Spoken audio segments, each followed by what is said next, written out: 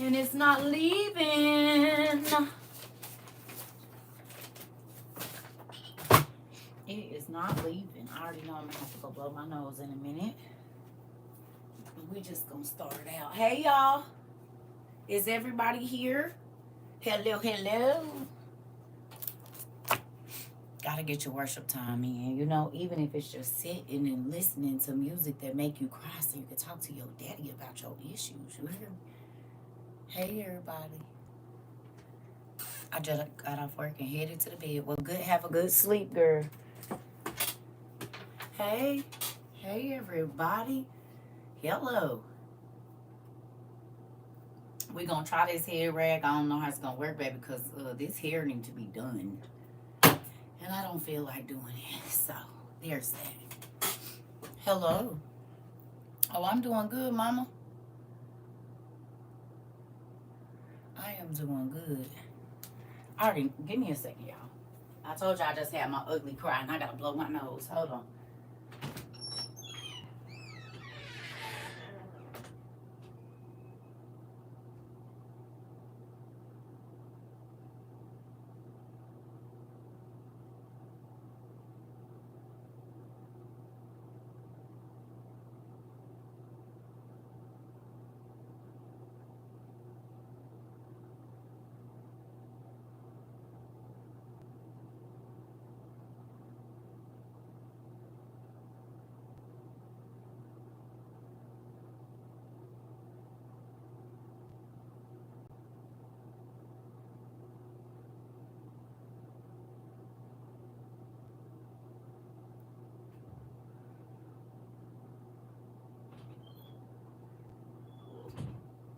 One thing an ugly cry do will clear out your sinuses, honey. You ain't got to be worried about nothing when you do an ugly cry. You hear me? Good morning, everybody. And yes, my hair look crazy. Why don't you see me talking? I just don't understand why people do that. It's rude. I ain't requesting for nobody come in here. And I won't. You don't ever have to second guess it. I promise you I won't do that. Unless it's very, very, like, you got to be. I ain't doing it. Anyway. Hola, hola. Ooh.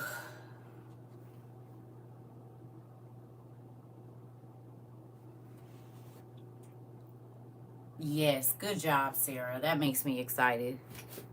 Hey, everybody. Good afternoon, and good morning, and good night, depending on where you at. Okay. So, did anybody go watch Heroes? Did y'all get the memo? If you didn't, that's okay. I'm only talking to the people that was in my very short live yesterday. If you didn't get the memo, don't say, oh, I didn't know. It's fine. Just drop in and say, hey, my mom's B-Day gift to me is keeping my son so I can nap. Ooh, baby, I know all about that. You watched some of them. Did y'all see any interesting things in there for the seasons that the shows you did get to watch? Did y'all see anything interesting? Anybody? It was some interesting stuff in there. And we watched that show years ago because me and my daughter, it used to be our dinner time show. When it was time for us to eat, we would cook and we would sit down and we would watch it all. We was watching that and Under the Dome around the same time. You reminded me of my granny when she used to stuff together in the morning. Girl, that's how I feel right now. I'm somebody granny, so it's okay. I'm 4 people's grannies technically, but 3 biologically. So it's okay. I just listen. Hey, so did y'all see anything in that? Oh, thank you. Did y'all see anything in the show that was? I don't know how far y'all got, but and I didn't say that. I'm sorry, Pumpkin. Happy birthday. Did y'all see anything that was interesting or that's even relevant to today? Huh? Did y'all see anything? No?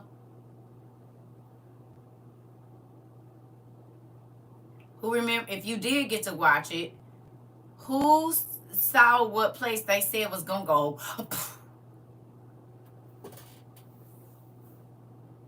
Okay.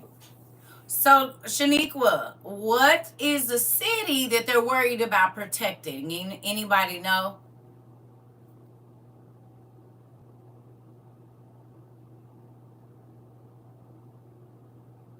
Anybody?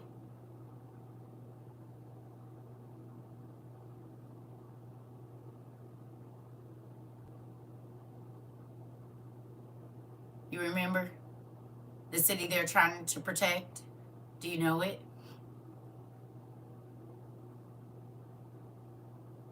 New York. New York. New York. Okay. So in the show, they're trying to protect New York. They're trying to stop an atomic from happening in New York. What city in America recently did I show y'all and repost the video of the lady getting a pamphlet in the mail? What city was that? Y'all remember a couple days ago, maybe last week or something? I showed y'all the lady saying that she got the pamphlet in the mail. Y'all know where she lived at? It was some people in here that got them too. New York. Interesting. All of y'all in other states, did y'all get one? I didn't get one about no emergency stuff, but the people in New York did.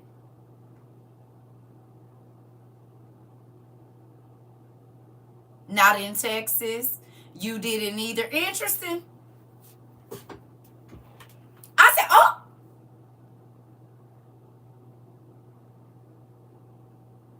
So it's a show.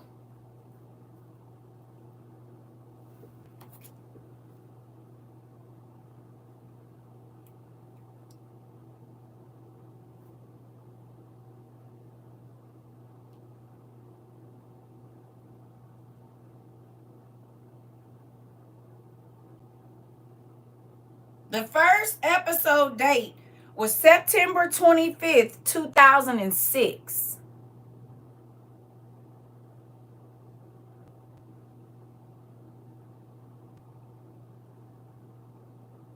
Almost 20 years ago.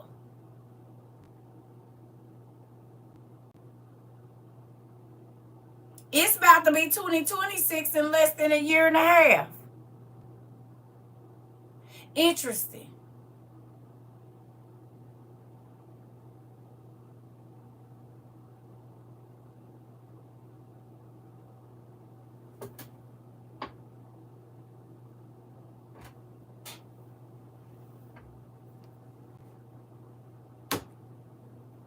And 20 years later, the city from that show that they trying to protect, a year and a half prior to what would be 20 years, just got a thing saying, hey. You know what else I thought very odd? Is that God used the raggediest people in this show to show what was going on. Hey? He used an opiate addicted. Now, this is a show, but God got his hands in everything. It amazed me that he was using an opiate addicted person to get blowed and then paint the future. Y'all don't think that's crazy? And people always don't want to listen to the people that are out of their mind, but they always be saying some relevant stuff. You know why? Because they be in the spiritual realm and in this one. They can see what the sober folks can't, unless you have a gift to see into the spiritual realm. Why do they always see the things that we can't see when they own something? Oh, okay, because they be in between worlds, just like when people take mushrooms or whatever else they take, and they get to seeing the beings that's really in the room, right or wrong.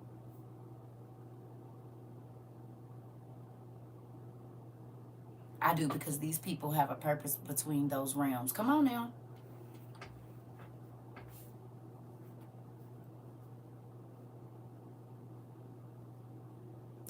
and was he saw his girlfriend kissing. He saw every single thing. Now, that didn't remind y'all of The Simpsons? Like on evil. I was thinking more of The Simpsons. Ain't The Simpsons been predicting everything? What about Supernatural? Remember, there was a prophet in Supernatural that was writing Dean's them stuff down. Do you remember?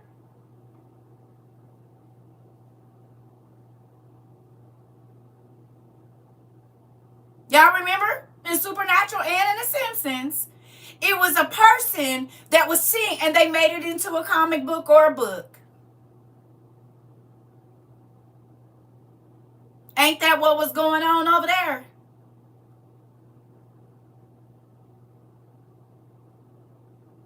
His paintings depicted the things that were coming. Oh, okay. He said, I painted this 7 weeks ago. Let me tell y'all something. Without the opiates, that's my life. If you ever wondered, you see how frazzled he be and how passionate he was?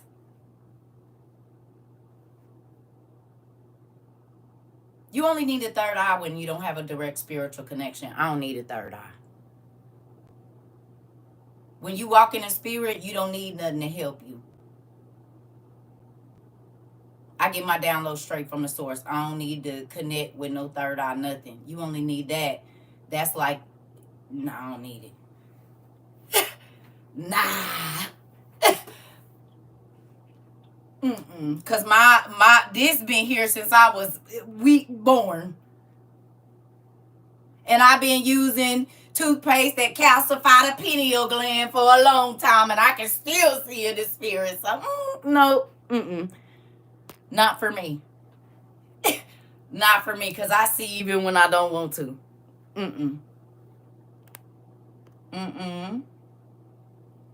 And once upon a time, you said it. Nope, I didn't invite nobody in my life, and I never do.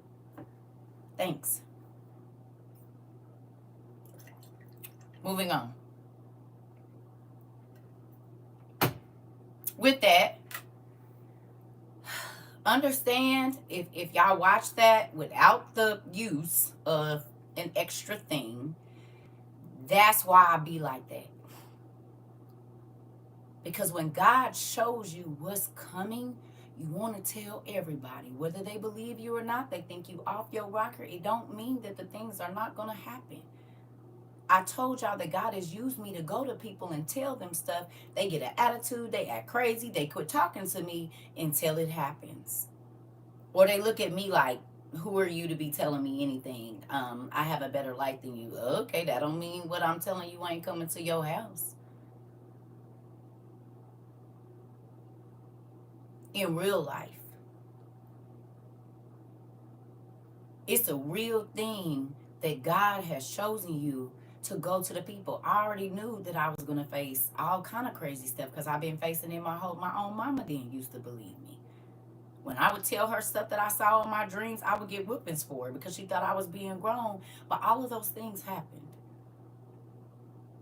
Whether it be death, births, bad situations, whatever it was, they still happen. That's why I started journaling, because I got tired of going to people and trying to tell them stuff, and I got called crazy. I got whatever it was. It didn't mean it wasn't going to happen.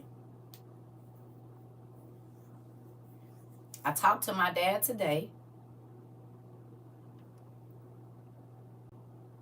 That part. 2 years ago, I dreamt of fire. Thursday, the house next door to me went up in flames. Come on now. Come on. Come on. God shows us stuff so that we can be aware.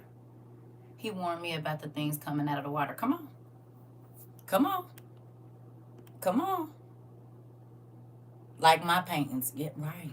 I thought about that. When I saw that fire one, and then Mari came here and said, Auntie, that picture that they just posted online look exactly like the painting you painted in January. Don't think I didn't think the one with the fire in the back. Oh yeah, I thought about it. I said, oh, mind y'all, I really ain't watched Heroes in forever. Like I had turned it on, I think last year or something, maybe, and I didn't go back. Listen, I saw that. I said, uh-oh. And y'all know I'm not no artist. I don't know how to paint and do all of that. I just kind of go on whatever I'm feeling at the moment. I thought that was crazy. I did. I thought it was absolutely insane when I saw that again. I said, oh, I forgot about that part. I forgot. I forgot. So understand the reason I'm talking about this too is because I want y'all to understand that God's gifts don't have to sound like what you think they need to sound like. They don't have to come from who you think they need to come from or who you feel or deem valuable or you have a high esteem for. It doesn't matter. God's word is his word. And if he can use a donkey, he can use anybody in between a donkey and all the way up. Uh-huh. I did. And you stay on subject with what we're talking about, pumpkin. So here we go. With that, okay? Don't be so quick to discount some information. Whether you think it's valuable to your life or not, jot it down. If it's God, like my mama used to tell me, if it's God, you will know it'll come to pass. If it ain't, it'll be right there. You hear me? So with that, understand your ears spiritually better be open. Because there is information that is not only going to be valuable for you, it is going to be valuable for the people around you. And if you close your ears off to the information, guess what? You're not going to be able to help the people around you. And who want to see the people around them suffer? I know I don't. That's why I go so hard every day. Like, hey, I know whatever. You might not believe me today, but check with me in 12 months and see if we're going to be, if it's still the same thing. Because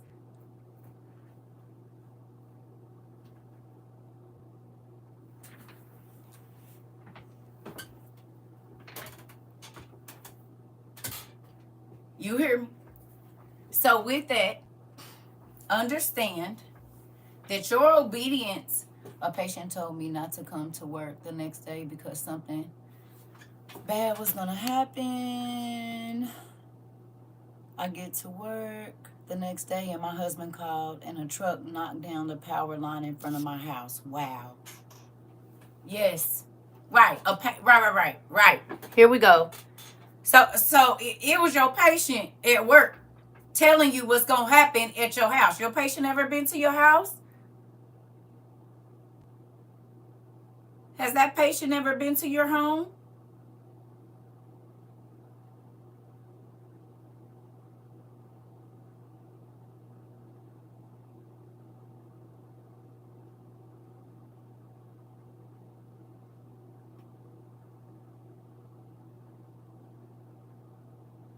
YouTube be taking forever. At a mental hospital and no. Oh, okay. Oh, okay. Me and your niece was talking about mental hospital today. Me and your niece was talking about a mental hospital this morning because she got staffed at one yesterday. Crazy, but yeah. Do people ask you what's up with your shades when you wear them? Why, y'all listen. If I want to put on 2 pairs of shades, just come on in class. That's not, you go interrupt my class to ask me about what's on my eyes, and I'm not trying to be rude, but that's rude. I'm talking. And what's on my face is not important. Okay? Come in. Listen, so you can be where we at. I love y'all. Don't be concerned. It's okay. Don't be concerned. It's all right. I mean, everybody wears shades, right? A lot of people wear shades. You wear shades?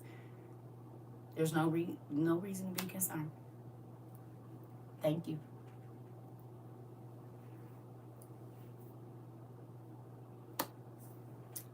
Especially not in the middle of my conversation. Come on now. Love y'all.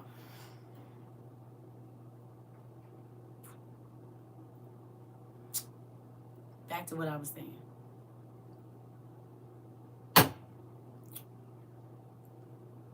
Here's a person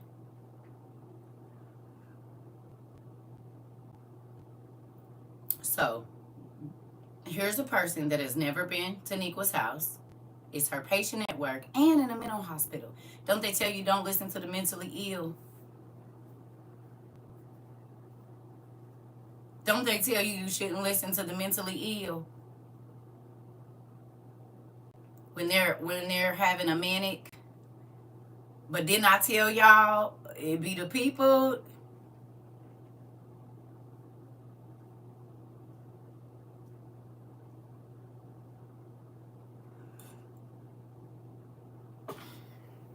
Oh, okay. But this is a person that's in a mental hospital that told her, don't come to work tomorrow. Something bad is going to happen. Oh, okay. That part, Auntie. That part.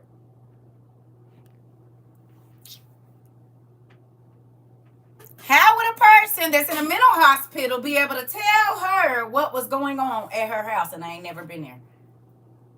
Because mentally ill people live in between they live in the spirit realm more than they're over here. Why is that?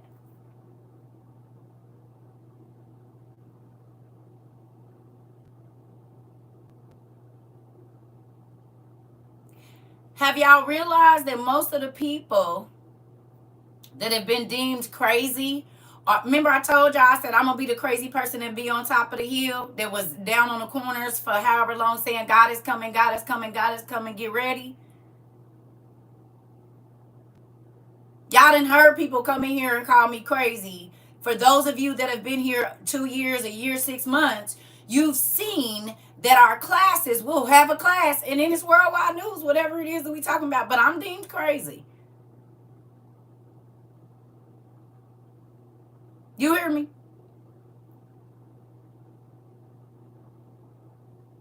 People have come in here and said I'm a false prophet, I'm this, I'm that, but you all have been a witness to us having even about Snoop Dogg. Something as simple as talking about a celebrity, and then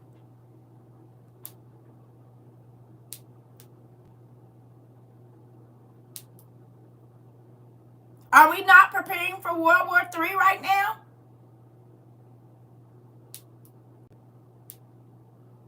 Are we not preparing for war? It's getting worse. It ain't getting better. It's getting worse and worse. More countries are adding on and everything else, right?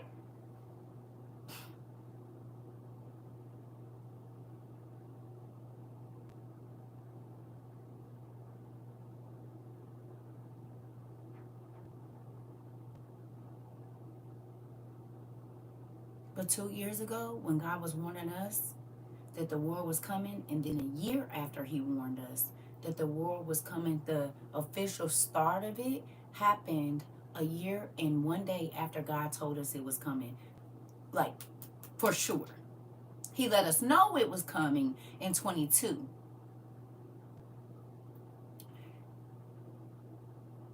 We started searching about the blue boxes October 6th, 22. October 7th, 2023, Israel declared war. And guess what? Because we're an ally of Israel, what happened? Did y'all see what they sending over what the U.S. is sending over to Mesopotamia right now, to the Middle East? Did y'all see what they sending over there? You did, Miss Ida? Oh, okay. Anybody else? Is it not warships going over there right now?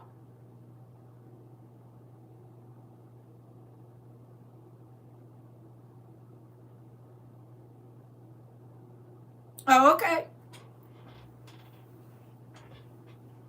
Oh, okay. A whole fleet. Come on, Miss Ida. Oh, okay. Interesting. Nobody don't think that's interesting?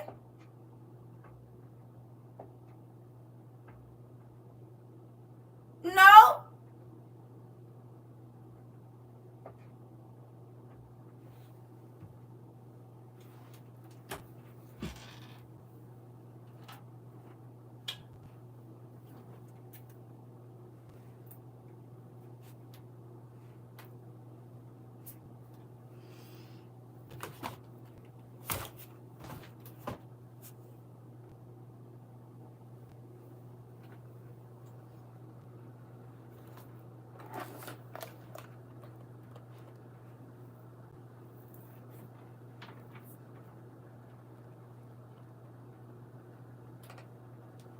Interesting.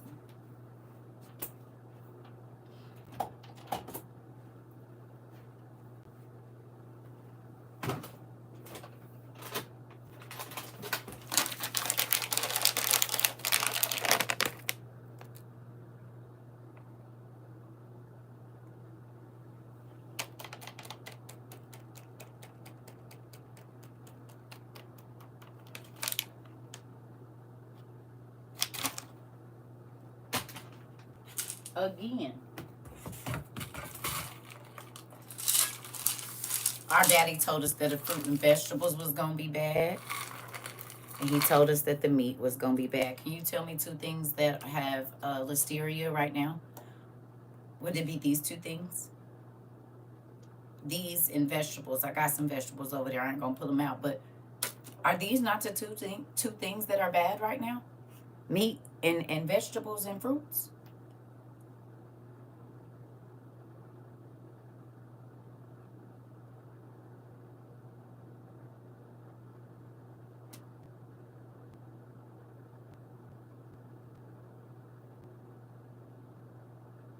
I show these every week and have for over 2 years.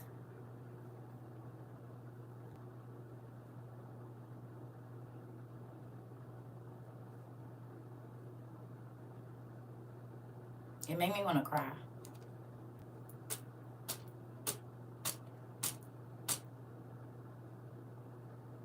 I've been called crazy. I've been called a whole bunch of nasty names for just trying to make sure that before the vegetables and meat went bad, that you and your family could have something.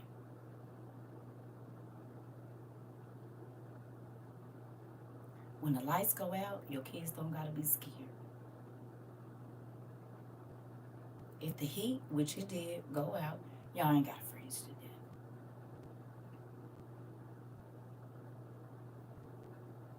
All the prices have gone up since you first started talking about it too.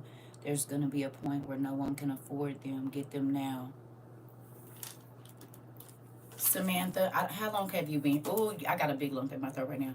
Samantha, how long you been here, Pumpkin? I'm in Florida, but not in the eye of Debbie. But our power has been in and out for 2 days. We got our stuff. Come on. And they sure have. Almost every time I open something, I'm finding contamination in it. Oh, okay. Atlanta, a year and a half. Oh, okay. Okay. At least a year and a half. Okay. So then you was here when I was saying these prices is going to triple for this stuff. And you're saying that all of these things have gone up. The price has either doubled or tripled since you got here.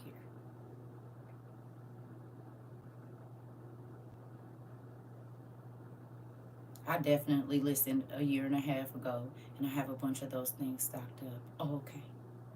Okay. Especially the eggs.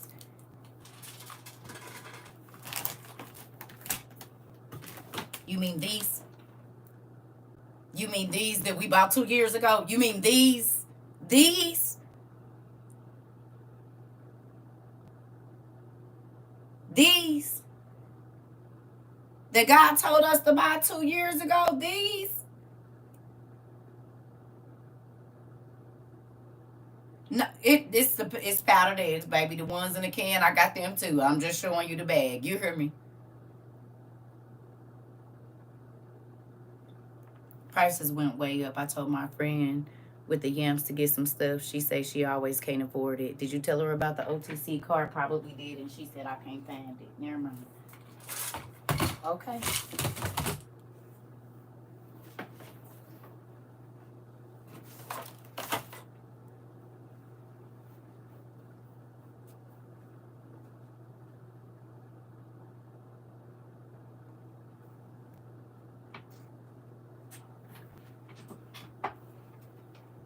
I feel like Isaac Mendez.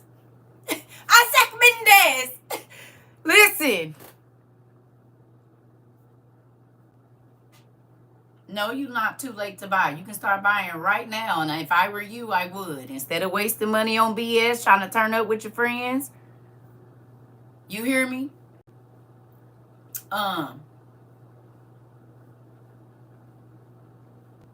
Go on and get your stuff. They telling you ball out and act like you got it. Don't spend another $1,000. You can go to Amazon. I have an Amazon list up here in my bio. And you got to look through all the lists because they've been blocking stuff. But look for the disaster preparedness or in their stuff in there. Like basic stuff, like your wood burning stove if your heat go out. We have portable toilets. We got portable stoves, butane stoves. We got solar stoves. Yes. We got... Oh, wow. That's not good. I turn up with my friends over the phone and do. Because guess what? It's going to suck that you done partied and did everything you wanted to do, and then you got to sit and watch the people around you be hungry. You hear me? Salmonella, E. coli, listeria, valley fever, and all of those. Be careful of the C word, Miss Ida. You know they be playing. You know you can't type that one. You got to say something else. Give it a code name or something. Yeah, you can't. That's why they be playing over here. And it is. We going to be back in the HOUSE.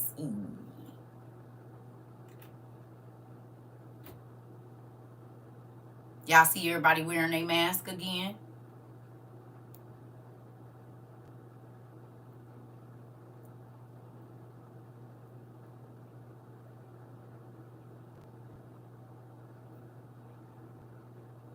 Hope you got your coloring books and stuff. Yeah. Yeah. You said I never stopped.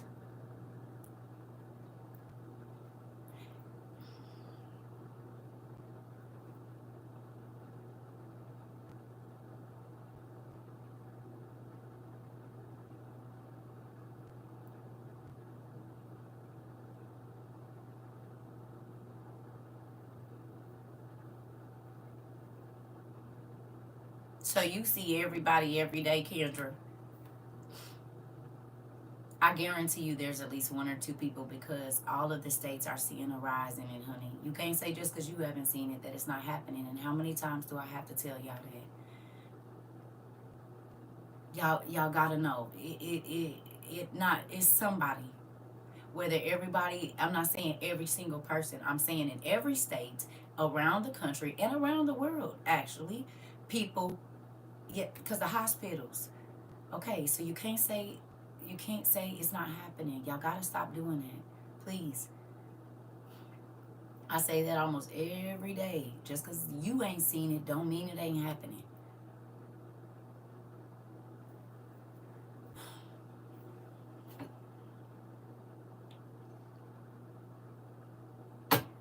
I'm gonna be honest, that's how they can catch people off guard.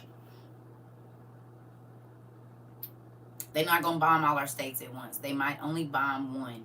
You hear me? I went to Walmart today and a lot of people had on masks. I'm trying to tell you because their families is getting sick.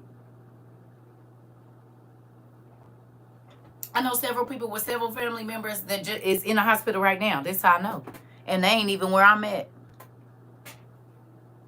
Yes, I work at a nursing home. It's rising. Okay, trying to tell y'all. Don't be like the people. Oh, I believe it when I see it. You don't have to see it to know. Y'all gotta get out of that mentality. It's the same thing with people. Oh, they not gonna like our state down. We not New York. We not this. We not that. Come on now. Don't let this be 2020 all over again where you just keep on. I'm not gonna worry about it and this and that. You better get your. I don't invite anybody in my life, and I know you see I'm in the middle of the talking. Don't do that. It's rude.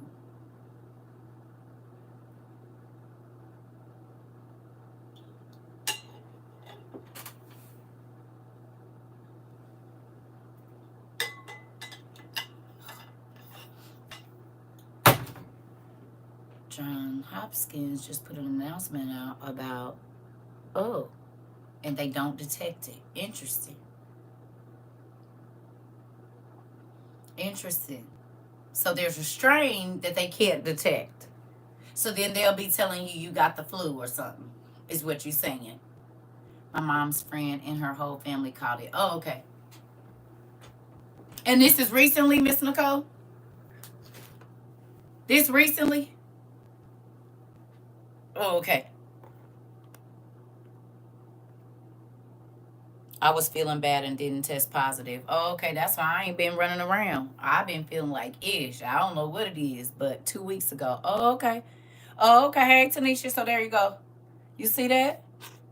I work in the medical field, and we just had a patient with it, and they died because they couldn't shake it. They saying it's pneumonia. Oh, that's what they was doing at first. I just came in. My cousin said she tested positive, and she in California. Mm, mm, mm, mm. Mm, mm, mm, mm, mm, mm, mm, mm, mm. Y'all better get y'all stuff. Do not be caught having to go and hurry up and get stuff in the. I don't even want to be no parts today. My daughter just got her new drivers. Oh, okay.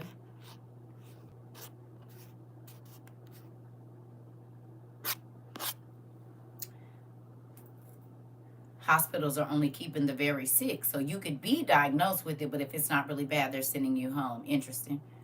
In Texas, some patients calling saying they positive and pregnant. Wow. I had to go back to the doctor. I couldn't breathe. Interesting. I know 3 facilities that have outbreaks right now in Louisiana. Interesting. I'm ordering from Amazon. Oh, okay. My daughter says it's on the rise again and she work at a hospital. Oh, okay. They've been, yeah. Ben, I'm gonna need you to pay attention. I don't, y'all just be asking crazy questions. You need to come in class and come on and listen in. I just think that people used to interrupt classes all the time. I don't know. Is that what y'all do at y'all morning meetings when the manager is up talking? Y'all just start talking about a random issue that don't got nothing to do with each other. You won't always talk a test positive when you have it. She has 6 patients and 3 coded. Damn!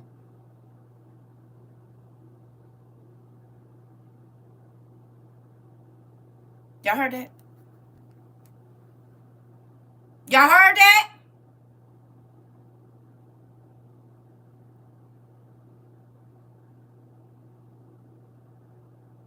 You got your coloring books. You got your stuff for when you have to be on the inside of the house. They're coding too fast with it. Now, someone else has said that a couple months ago that it was taking people out in 7 days, sometimes 24 hours. I was driving down to Springfield Friday. There was a convoy of military vehicles heading toward North Chicago. Interesting. And you're in Jacksonville, Florida. Got it. My nurse friend says they're not prepared or staffed enough to deal with it. That's the plan.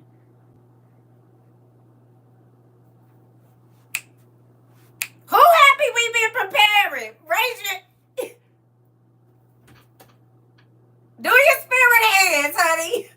Ooh, thank you, Lord. Thank you, Jesus. You hear me? Who God ain't real? Cause he told us everything so we can be prepared. We ain't well, I was prepared for the last one too. But I want y'all to be prepared too, It's because a patient died within 8 hours of being diagnosed. Somebody said less than 24 hours. Honey, who ain't got their stuff? Lock us in. Long as we got our stuff, we gonna be chilling. We got our games. We got all of our lovely books. If they cut the TV, we got stuff like this right here, just in case they get to playing with electricity. We got stuff like this for these kids. So when electricity go out, they can still. Oh, we got a generator to run this bad boy too. You said what now? Who about to be hungry? Who about to be going stir crazy? Not us.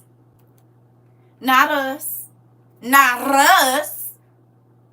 And ain't got cards, books, games, paint. Baby, who about to go crazy? Not us. Ain't nobody about to be going stir crazy over here.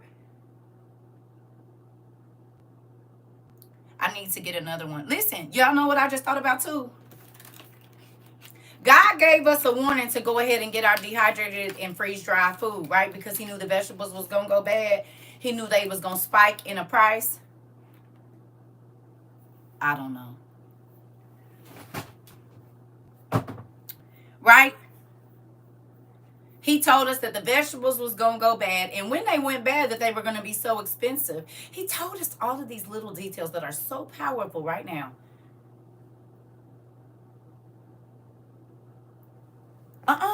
Those DVD players are starting at 70 now when they was 40. They sure was. $39.99. Not us. I buy stuff every chance I get. Come on. Come on.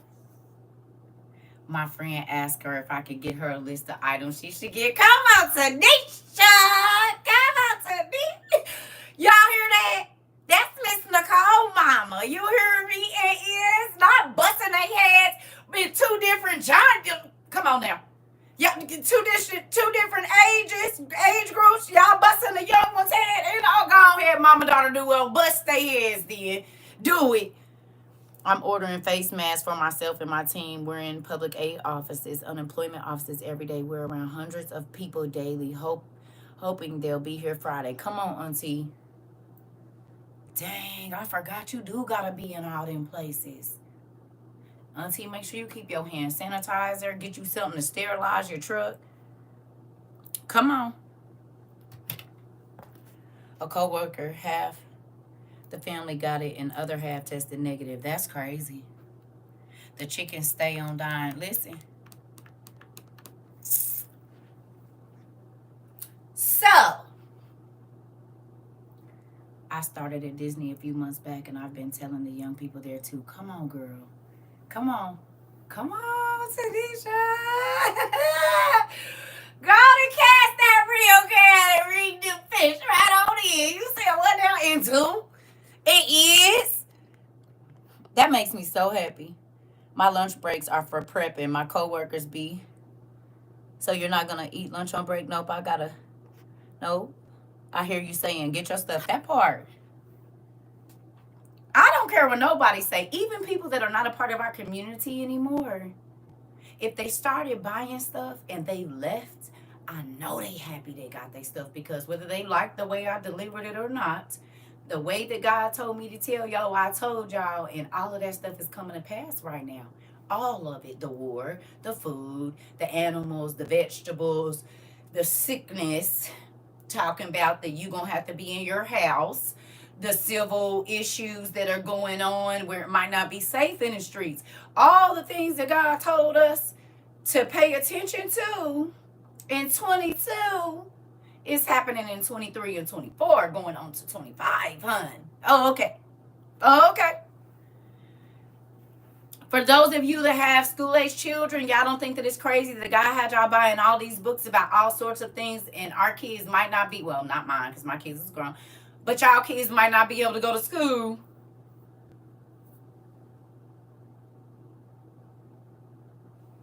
Hello? Hold on. You said when Dad, you had us go buy all these books because if Prop 2025 passed, these babies ain't going to be able to go to school if their parents can't afford it, and the parents might not be able to afford it because it's a whole bunch of robots about to be doing everybody's job. And so I understand now, because most people didn't have a ton of books in their house. A lot of people. Some people don't even have to. Moving on. You said what now? You said what? Oh, okay. Oh, okay. So if Prop 2025 passed, only certain people will have access to really good education. Well, if you have the books, you could be the teacher. This is why we have books about archaeology, paleontology, history, science, every subject we can think of. And you told us 2 years ago to start buying books. Interesting. Thanks, Dad. We just want to tell you thank you. That's okay. I know you're busy. We'll call you back.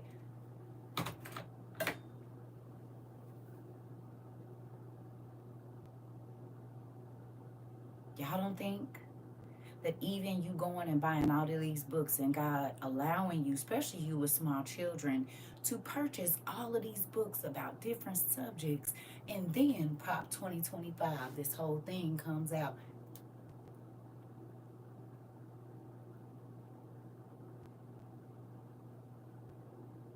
Mm. Even in that, He knew that was coming. You understand? And at times of raw, kids really don't go to school anyway.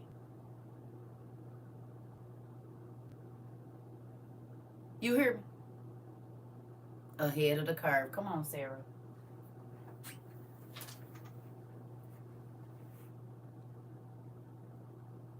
You hear me?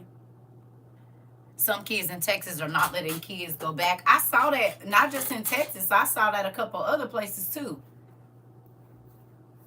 I saw that a couple other places, and they want you to have that vaccination, even though they know it's causing people all kind of problems. That's interesting.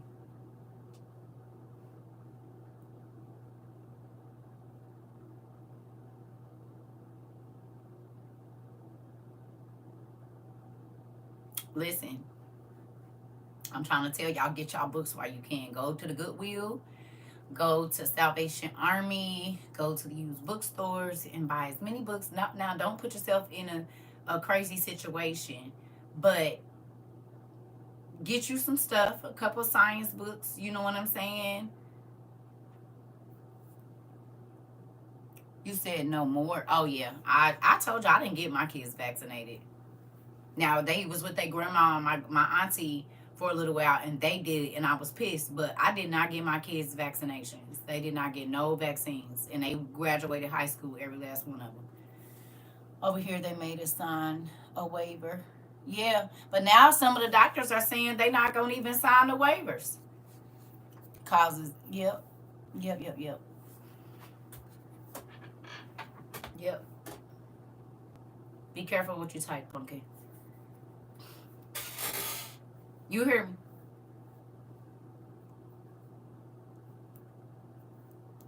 Yeah, I didn't. I signed a waiver every year.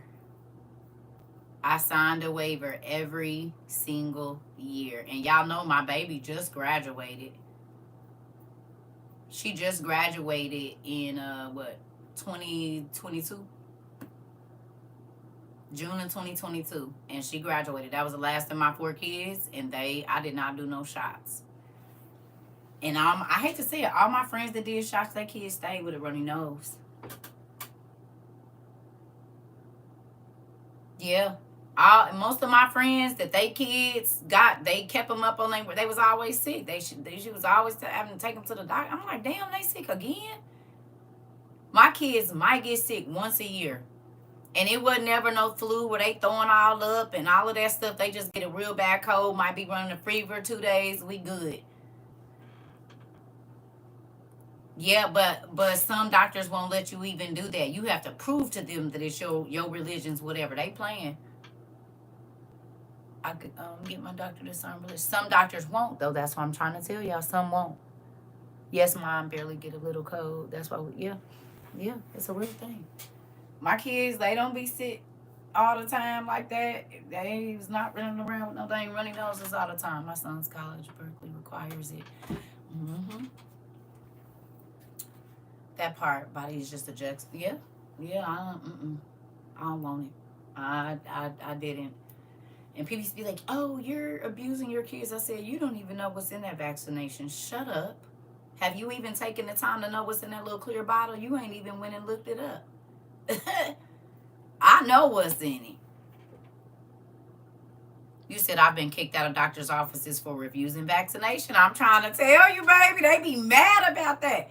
But if you tell them that you have researched what's in it and you don't want to give it to your kids, they be mad at you for that. They even ask you what religion. I already know. They want you to go into detail, baby. Baby, look, I went through it for a long time. I had the school nurses talking crazy. They said, well, what if a measles, a mumps, and rubella break out? I said they won't be going to school, and I'll be coming up here and getting their packets.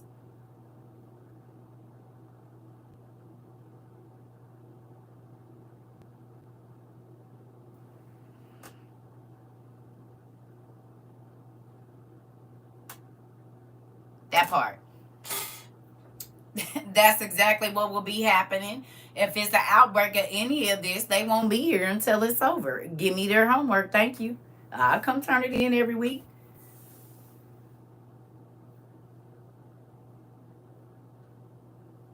That part. They used to be hot.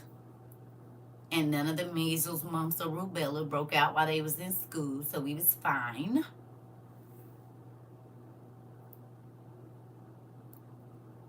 Wow. Okay. That part.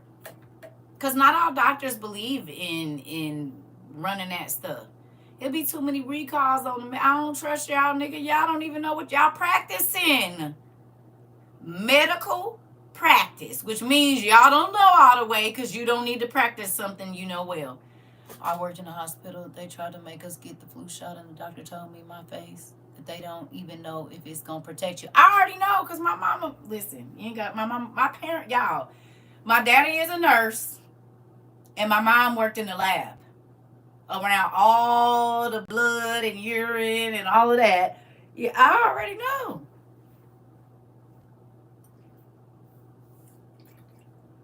I already know. I'm trying to tell you, I already know. And that's why I see like, well, you constantly running back to the hospital, but you were always sick. They always got a prescription for you for something. No. I told y'all, the last time my daughter went to the dentist, not the last time, but when she was underage, she had got an infection in her mouth, one of her teeth. And I took my baby to the dentist, and baby, they gave her a medicine that the biggest word in the front of that, because I read all the prescriptions, I read them and read all of the side effects and what's in it. I read all of that. It was the stuff that you know be having you chewing on your teeth and ain't nothing in there, picking at your face. And they wanted her to take 30 of them pills, talking about it's a steroid. This ain't no steroid. I know what that word say. And then I went and looked at the side effects.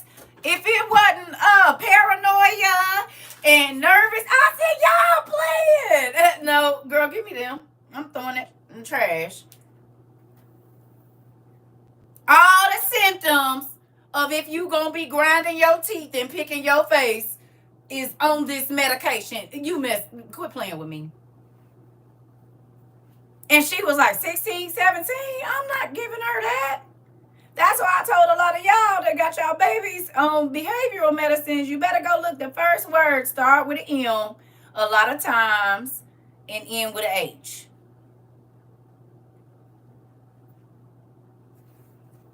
You hear me?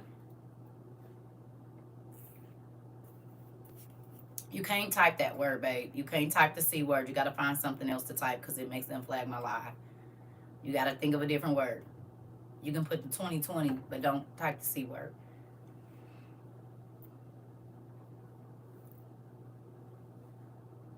True, I stopped 2 years ago with my son. I'm trying to tell you. That's why I refused to put my son on behavioral meds. Oh, you saying true because yours had it, his had it in there too? That's where that super strength come from. And if you know, folks on the M with the H, they be having super strength. Oh, okay. And they be seeing stuff that ain't in the room and freaking out. And no. Y'all playing. I'm trying to tell y'all. And there goes somebody that said her baby was on them. She took them off 2 years ago.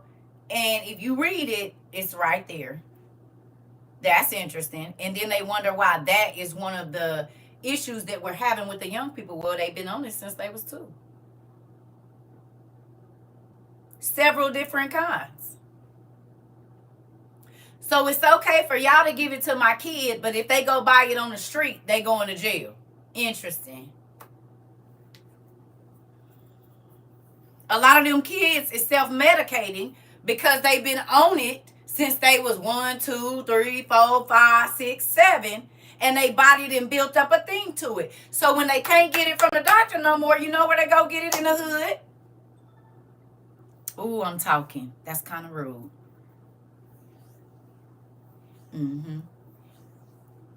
I just got in a debate with someone about putting my son on meds, and she said it will help him. I said, no, it won't, because it's more side effects than help, and a lot of that stuff in there is taking him to street stuff. Yeah, hallucinations is a major side effect, and so now college kids are doing Addy to stay, from getting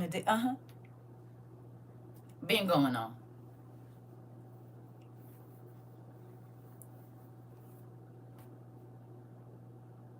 I told so many of my friends, take your babies off that medicine. Did you even look at what is in it? Did you look at what's in it? Be honest. And I know a lot of people ain't going to raise their hands. How many of you just take a prescription and whatever your doctor say before coming here? Whatever it is that your doctor handed you, you pretty much just filled it and took it the way that they said because you believed blindly. Be honest.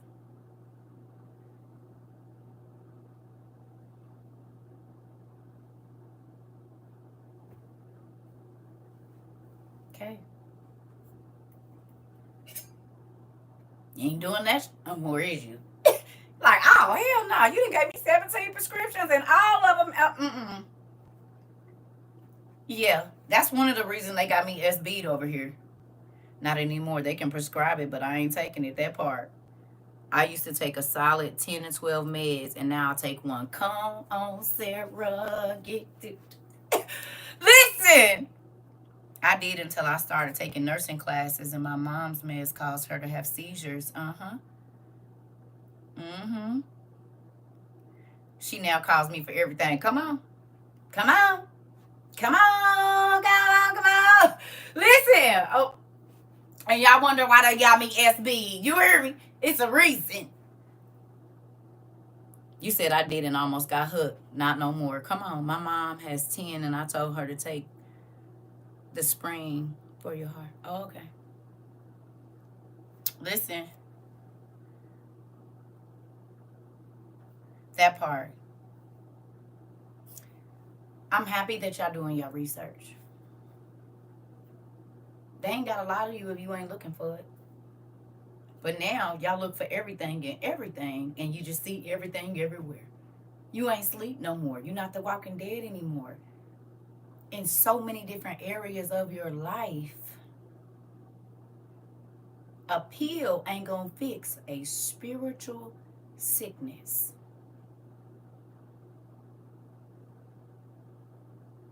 I almost had a heart attack because of taking blood pressure meds. Oh, okay. I told y'all about the lady when I was in the shelter, and I kept telling her that her doctor was trying to unalive her, and then we found out that this doctor had all of his patients somehow. I don't know how he did this. He had insurance plans on them or something, right? Because a lot of his patients were just not here no more. I told her that in August. By November, that lady had not only strokes, she had massive brain bleed, and she came to my house and sat on my couch, and I'm like, what's wrong with you? She came with the white mother I told you I adopted from there. Both of these ladies I met in the shelter. She said, no, honey. I said, your doctor trying to kill you. He is. And you better quit just taking whatever pills. Do y'all know that lady came to my house and she was, I said, did you have a stroke? And she said, I don't know. She didn't used to talk like that. I told the other lady, my white mama, I said, get up and take her to the hospital right now. Do y'all know they said if we wouldn't have brought her in there within 45 minutes, she probably would have died because she had a severe brain. They had to crack this lady's skull open. Within 45, mind you, I ain't seen her since October. But I told her, I say September, I told her, your doctor trying to unalive you. Don't take no more pills from him. Y'all, that lady is not herself still to this day.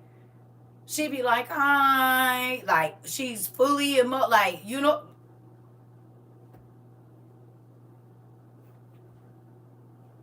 And my white mama said, that's crazy. I said, I don't know how you drove in the car with her and been talking to her this whole time. And you worked in the medical field and didn't know this girl had a stroke. She was literally having the rest of the brain bleed while she was in my house. And she said she'd been like this for a week. I said, right. I ain't seen her since October. She wasn't acting like that. Took her right in. They said a little bit longer, she wouldn't have been here. I said, boy, y'all better quit. And the doctor just kept on giving her more medicine and more medicine. I said, something is wrong, babe. He's got some insurance or something on y'all. I said, that's crazy that he ain't taking no. This is also the lady I told y'all for her to go get an endocrine, go to the endocrinologist, and her doctor told her he wasn't going to do the test for her. I said, you need to get a second opinion. He told her no. I said, And then exactly what I told her, basically 2-3 months ahead, it happened. And I had just met this lady. We all in the shelter together. I don't know them. It's 2 white ladies. I don't know them. I'm younger than both of them. And exactly what I said is exactly what happened. So I be trying to tell y'all, you better do the research for yourself. I told y'all when one of my daughters was pregnant, the doctor gave her a prescription, and it could have caused my granddaughter to have spina bifida. She was in her first trimester. And so then they would have tried to say it was genetic. No. It was for nausea.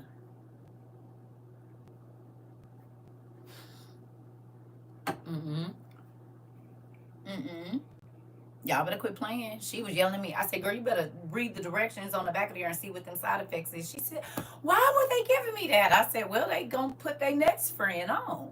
Because once your baby have this lifelong issue, then they other doctor get put on. They friend.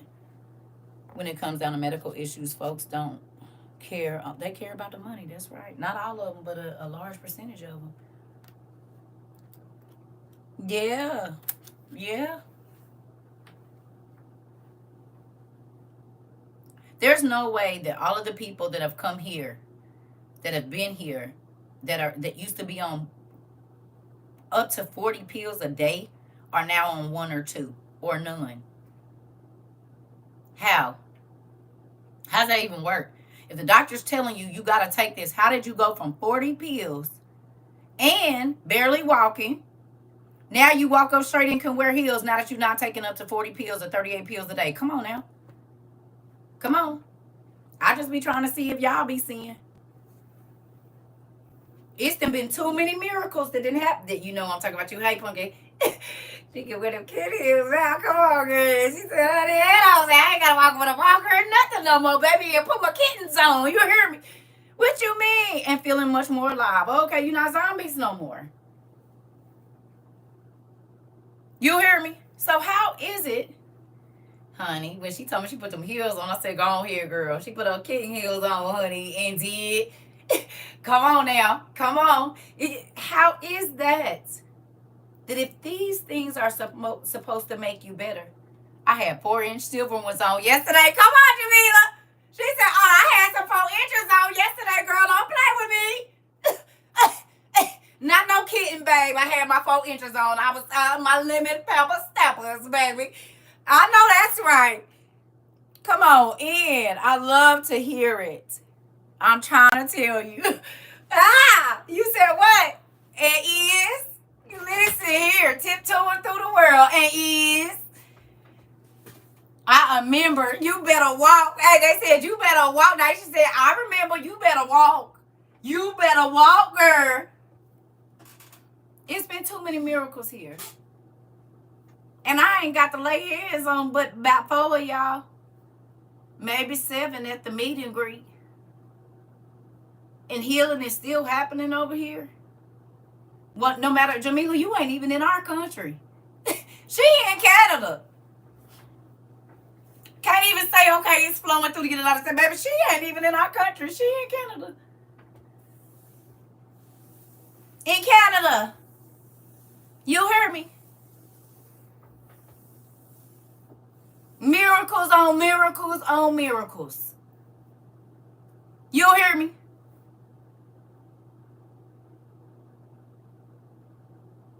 God is moving. You said step in the heels in Canada then. Well, come on then. I'm trying to tell y'all, listen, how is it that all these people have been healed? God is moving. He said, my people perish for the lack of knowledge. Oh, listen, okay? So once you got the knowledge, let me read what's put in front of my face. Let me see if what they giving me is actually what's making me even more sick. He got you. Now listen, let me say this, and this is not an attack, Bambi, but some of our sickness comes from the way that we conduct ourselves. And I'm not saying that this is your case, but your thoughts can make you sick. Like a lot of people that have aneurysms or they think real crazy stuff and say real crazy stuff, They be having real bad migraines all the time. Like, because God will punish the part of your body that you're using to sin against him. And I'm not saying that's the case, but you have to check your heart first too, because some sickness, some demonic sickness gets to stay because you evil, hateful, ornery. You know what I'm saying? Like, this is a real thing. So before you try to get a pill, ask God to show you in your heart what is keeping you sick, because disease starts here. A dis-ease in your mind, just like anger can cause you to have an aneurysm or a heart attack or a stroke. You said negative. What you mean negative?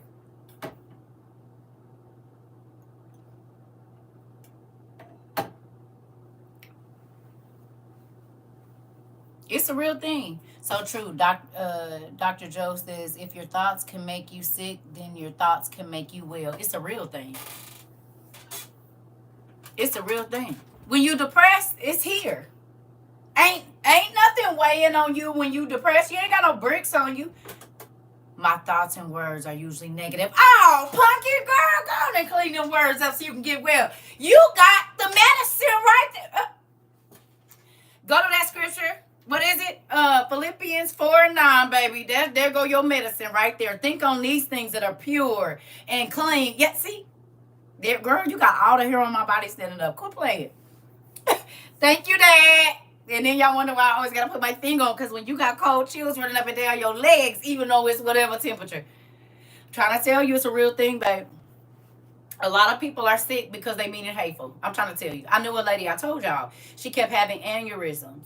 But baby, some of the stuff that she would let fly out her mouth, I used to be like, oh my God. And you got to think it before you say it.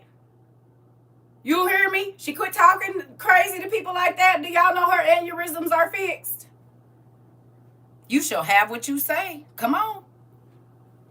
I know people that used to say, I hope you fall and get this and that in your body and woo-dee. Oh, I know a person that used to talk real bad and crazy about me having lupus, saying that I had something else and I didn't, and they got a worse form of lupus than I have.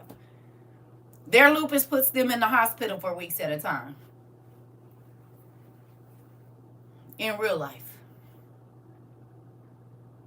They went around telling people I was lying or that's what I get and all of this.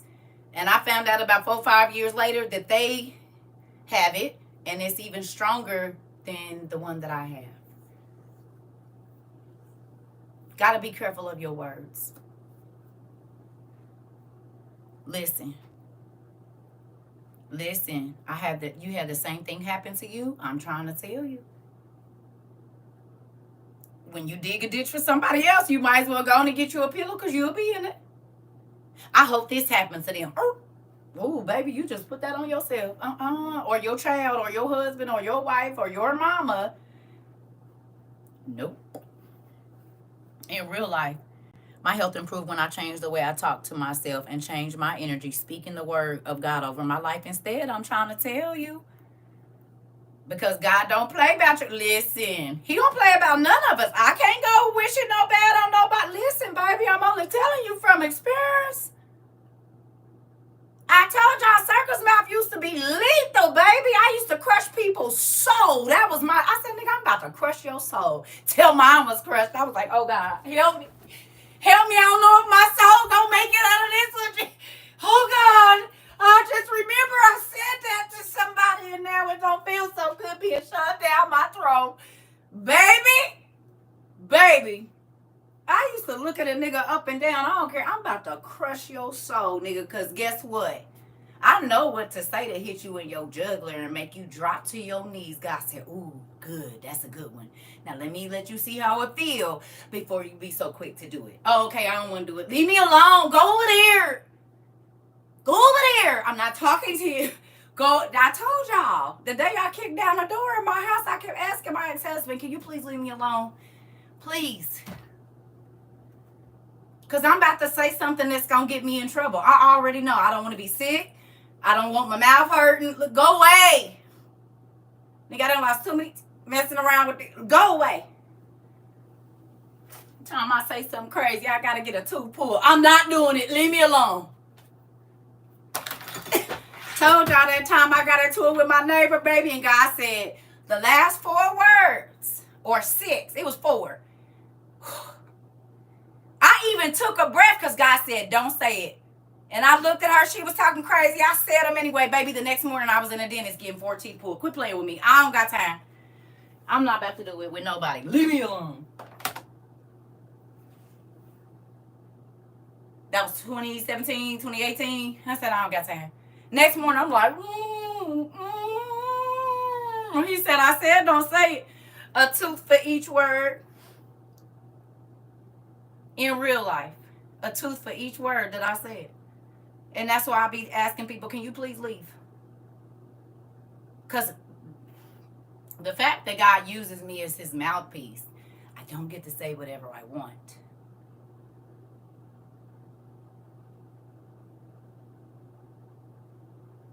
I do not get to say whatever I want. And I learned that the hard way. Because God has used and given me words that are effective, whether they're good or bad. Okay? And the devil knew that. So he had me cutting people down with my words because they're effective. Instead of building people up, baby, don't. And I don't mess with nobody either because I don't. I ain't run into nobody's drama, craziness. I always have. Because I grew up in a house where there was a lot of craziness as far as like just, family mess. It's people arguing, aunties and uncles and stuff. And I didn't want to deal with that. So I did stay away. But if you came for me, I was going to meet you at the roads. I was going to meet you right there, honey. You said, okay, be careful with him, family. I loved him. I was doing one of his meditations. Huh?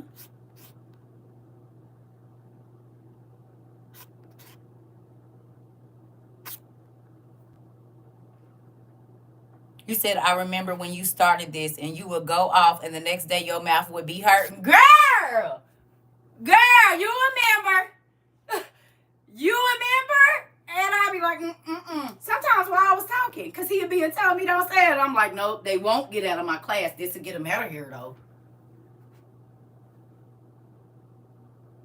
I do not play. That's why I'd be like, can you please leave? It's okay that we can disagree. Please get out of here. Please. And then I just be blocking people because, baby, I ain't got time. Nigga ain't got no money for no dentures either. And don't. So, understand. Some of your sickness is because, most of it is because of you. You said, I'm tired of getting warped upside the head. Listen, I don't play no more. You ain't got to tell me but one good time, baby. The Lord, he said, y'all remember we read, he said, whatever you use to sin against me, that's what I'm going to punish. Interesting. What happens when you're sexually immoral?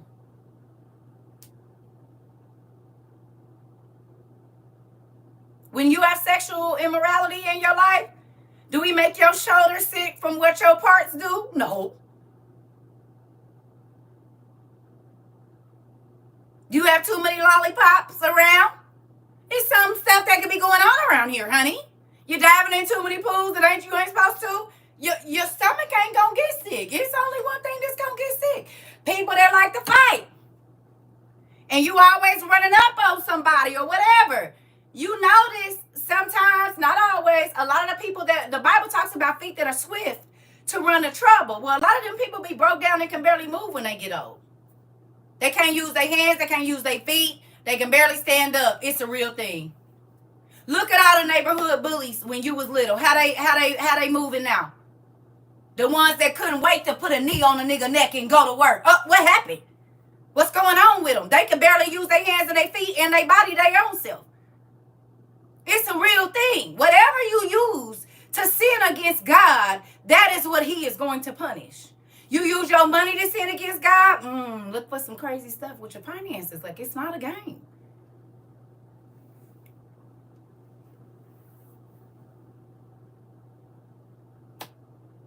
Be careful.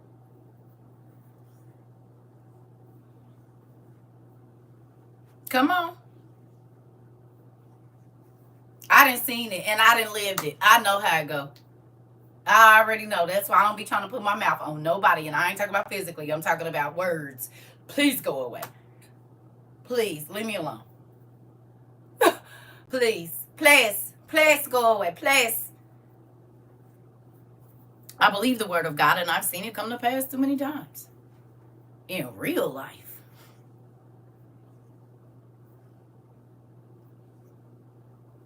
I don't talk about nobody kids, because you will look up and your kids will be in the same situation.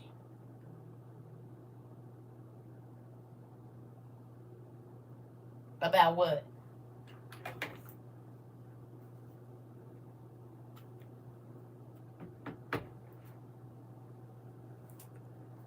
Oh, and he do it in a way that only you will notice. Come on.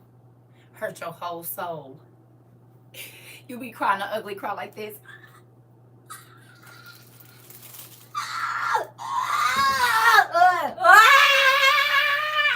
Nigga! Yeah, listen.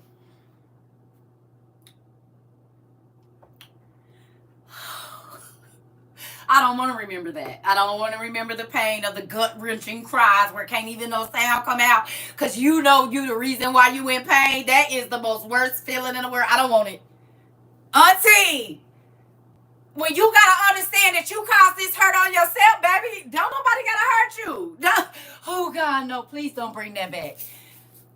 Listen, like in a Beyonce video, listen here. Listen. Oh, we all done had that. You realize God told you no, and you went on and did it anyway. Well, then be quiet then.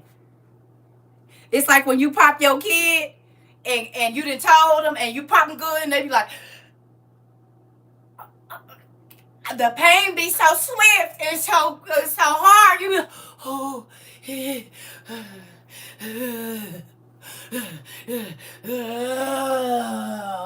Listen, baby, I don't need no parts of it. Go on over there. Leave me alone. Leave me alone. You can't breathe or nothing, baby. Can't eat, can't sleep, can't do nothing. The flashback. Listen. Gotta catch your breath, baby. You be trying to cry. You trying to talk to somebody, act like you okay, and tears just start running down your face. Lips start trembling. They be like, you all right? Yeah, I'm fine. Are you sure? I'm good. Like, and every time you open your mouth, tears just flow out. Like, no, I don't want no parts of it. I don't want no parts of it. Listen here. Go on now. God's voice. You can't say that to me covering my ear. Uh-oh. Okay. See, I ain't gonna get up here in front like I didn't used to go against his will and did. Ran head on into trouble. Head on into what he didn't say. Oh, you don't want me to touch it? Well, what about now? How about now? You don't want me to touch it? How about now? I'm not really touching it. I'm touching it and taking my hand off. Oh, I wasn't touching it when you called me. I touched it before that, but I ain't touching it. Oh, he said, oh, okay. Keep on playing. Baby, he chasing me so hard. He chasing me so hard that I act like I was balling and not in a good way. Listen. Baby, I don't want no parts of it. Do whatever you want to do. You said don't do it, okay. You said don't talk to them, okay. You said that they not who they, okay. Honey, you get tired of learning the hard way. And that's why I be like, I do not be in a rush to do nothing. If he don't say, yeah, I don't care how you try to pressure me into it, I said no. Because the only person gonna have to deal with me okay. Let me ask you a question. Who else got ate up by the lion when the prophet disobeyed? Nobody. Even the person that caused the prophet to disobey God and told him and lied and said, oh boy, God told me to tell you to come back. He didn't get ate up by the lion. You know who got ate up by the lion? The disobedient prophet. Why the man that caused the prophet to be disobedient didn't get ate up? The one that lied. He lived and went and told the testimony. I said, ain't that some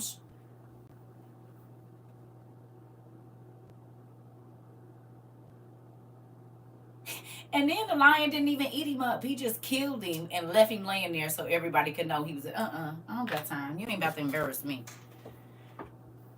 Because the prophet knew that God told him and he did his own thing anyway. Trying to tell you. So that's why when people be like, I shouldn't do nothing unless God tell me thank you. That's what I'm going to do. Whatever God tell me to do. I don't care what you say. That doesn't mean anything to me. If he ain't said yes, I won't be moving. Do you hear me? If he has not told me to do it, I will not be doing it. If he don't say okay, I'm telling you, I'm going to say no. People like, you can do it if you wanted to. Get right. I very well could. Ain't nothing stopping me. But what's going to come after that, I don't know. And I don't got time for that. Come on. Come on, Jamila. Come on. I already, listen, I done ended up on too many almost deathbeds to be playing with people. No, thank you. And I didn't know that God had called me to be a prophetess either. So that's why my judgment, like I used to get mad at God. I ain't gonna lie, we used to battle. Because I used to be like, I don't understand how this heifer can go out and do every damn thing under the sun. This nigga's getting away with murder. I tiptoe my finger around it, baby, and you're knocking me down. Like, what is going on? Until he explained to me, whatever you do, people are going to do. So if I let you get all the way out there, and I'm going to tell, I used to put it to the test. Sometimes I still do. When God has called people to be a leader or an influencer for him, you can't do whatever you want to do. You can't say whatever you want to say. You can't be however you want to be. You really a prisoner to Christ for real.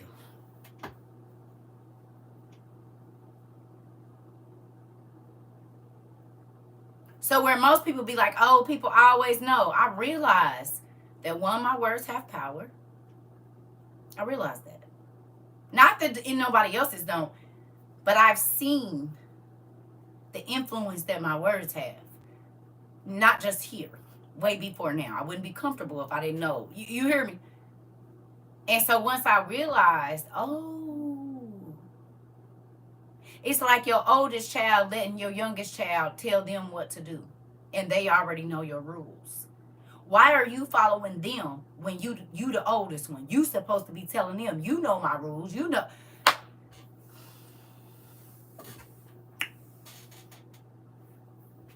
You supposed to be the example of obedience. Come on now. Right. He will distance you from everything unless... Who y'all see me around, nephew? Who y'all see me around? I've been a loner since I was 11 years old. I promise you. I very rarely have run in packs. Even when I was a part of the street G's, you know what I'm saying? I still was always by myself. Always. Like, I go to the group hangout, but I was always by myself, and I'm always by myself now. I done had one or two maybe cool running buddies. Other than that, and I really didn't even trust them because I be checking them like, hey, bro, you know I see you, right? I see the funny stuff you on. And I hate to say it, I'm talking about the chicks I used to be around. They used to be on some funny stuff. And I used to be like, ooh, I can see you. And see, I didn't grow up with sisters. So I don't know that whole catty going back and forth. She don't like me. I'm cuter than her. I don't give a damn who's cuter than me. I don't care who's uglier than me. I don't care. None of that matters to me. All I want to know is what is here for me. And so then I used to be like, nah, because I don't have to one up nobody. I don't got to do none of that. It'd be weird to me. It's still weird to me. I used to, but they all disappear within 3 months. Listen, it don't take long for God to get them folks that ain't supposed to be there that you've been holding on to. They get go. Sometimes it happened in this. Okay. Anybody ever pray, God, if you don't want me in this, let them go. And then you found it started out a good day. You was confident and whatever God tell me, I'm going to be okay with it. And then he crush your soul. Somebody call your phone. Somebody be in your inbox on Facebook. Somebody call you and say, is this your man? Is this your woman? Did you know? You said that prayer works immediately. You be wondering why can I have $1 million prayer don't work immediately. What about how many times I said, God, if you want me to win the lottery, let me win today? It ain't happen that fast. If you want me to be rich, let it happen today. Nothing. But is I'm supposed to be with this nigga right here? Is this girl really my friend? Oh, baby, you find out sometimes within the hour as you was yet speaking. Oh, you said smack you right in your face. Listen. You don't even gotta wait. You be like, this stupid. I should have asked for something else. And then you realize how ready you wasn't ready to hear. You realize you wasn't ready to hear what you was getting ready to hear. You ain't really about that life. Because then you get to cry and talk about, but why, God? Because I love him. I love her. That's my friend. All that old crazy stuff. No, they ain't. I don't want no parts of it. I pray he removes my son-in-law. He's dragging my baby far from God and his word. Well,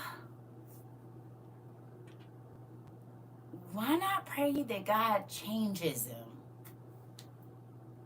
Because if she praying for him to stay, I mean, you gotta ask God to just change him. Instead, ask God to do a miracle in that situation. You know what I mean? Because God knows how to get to everybody. Maybe it'll be more of a miracle if God flip him and then he be. You hear me? Because it can't be what you want. Because God is not going to honor your wishes if they go against hers.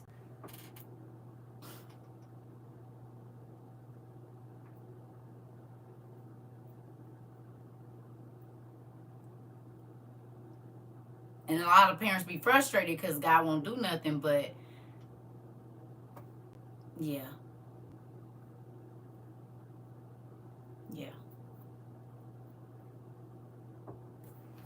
I ask God to reveal and remove. Now I'm a single mom and my mom is my bestie. Girl! And my kids is my besties right now and I ain't talking to none of them. I hung up on one of them today. You ain't lying. I already know. Because my daughter said, you might as well just know it. We're best friends. I said, you are not my best friend. She said, hey, bestie. I said, well, what kind of best friends don't listen to each other? Because you don't never listen to me.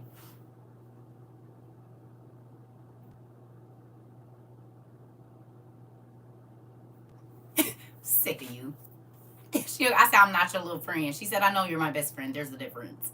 Leave me alone. Leave me alone. Crazy. My kids get on my nerves. I love them, but they get on my nerves. All of them. There's a sister feud going on right now, and I didn't have sisters, so I be just looking at them. I said, you do realize y'all just did this. Y'all two just did this, and y'all wasn't talking to the other one. And then a couple months ago, you was feeling isolated because they was hanging out, and that's why I'm happy I didn't have sisters. I mean, I got a biological sister. But we didn't grow up. She grew up way away from me. And the first time we got on the phone, we was banging. Because we was from two different sets. You heard me? And she said, what up? And I said, what up? And she was like, what? And I'm like, what, nigga? And then we calmed it down. And then, we became sisters for real. But yeah, she was a part of the blue gang. And yeah, I said, I was at that red. So it is what it is. You going to dress me right. I don't know you like that. What's up? Lord Jesus, help me. Waited for a sister my whole life, and the first time I get on the phone with her, we banging. Ain't that something? Interesting. She said, how about we just bang on this raggedy nigga right here? I said, you know what? Let's do it. Let's do it. Crazy. But I'm serious. Dead serious. But God, you hear me? She 3 years older than me. I was like 14. She was like 17. I'm like, nigga, what did it do, nigga? Yeah. I don't know you like that. You know what I'm saying? I don't know what you thought this was. But, you hear me? I'm trying to tell you, life is crazy. It really is. CERCA was, yeah. That was crazy. And I was listening to Brandy's sitting up in my room. I want to say Brandy's, that album with the whole best friend and all of that, that's the album I was listening to the first time we ever talked on the phone. I didn't even know she existed until I was like 13. Yeah. Right? You said it. You said it, brother activist. You already know. High five. Yeah, that right there. You said it. You already know what it is. You hear me? Horrible. Thank God that was 30 years ago. You said it. And you already know. Listen here. Moving on. Ooh, that made me smile. Listen, I had forgot one day my kids was in the room. I didn't know they was in, maybe I didn't know they was in the room, and I'm dancing to a certain song, and my hands start moving, and my daughter said, "Mom, you know gang signs?" I was like, "Whoa, nigga, put my hands in my pocket." You hear me? They said, "Mom, you know gang signs?" They could not believe it. Not the Reverend. Nah, I was hitting they up. You hear me? I'm talking. I had forgot where I was for a minute. They said, "Mom, you know, are those gang signs?" I said, "Baby, go sit down somewhere. Please, have a seat. Please do. Go have a seat." I forgot where I was for a minute. Listen, you said mine's don't. I'm trying to. Like, I done got hot, y'all. Hold on. Them are some good times. You hear me running for my life. I'm running for my life. I'm running for my life. If anybody asks you what's the matter with me, just tell them I'm saved, sanctified, Holy Ghost filled, and water baptized. I got Jesus on my side and I'm running for my life. Listen here. Nigga is running for her life. Listen. Y'all better quit playing. Trying to tell you. Woo, woo. It ain't nothing but the grace of God that I'm alive. Listen here. I'm trying to tell y'all, it ain't nothing but the grace of God that I'm here today. Listen. It's nothing but the grace of God here today that I am able to talk to y'all. And we laughing about it, but in our reality, and a got a breath. That's my meds. So look at this.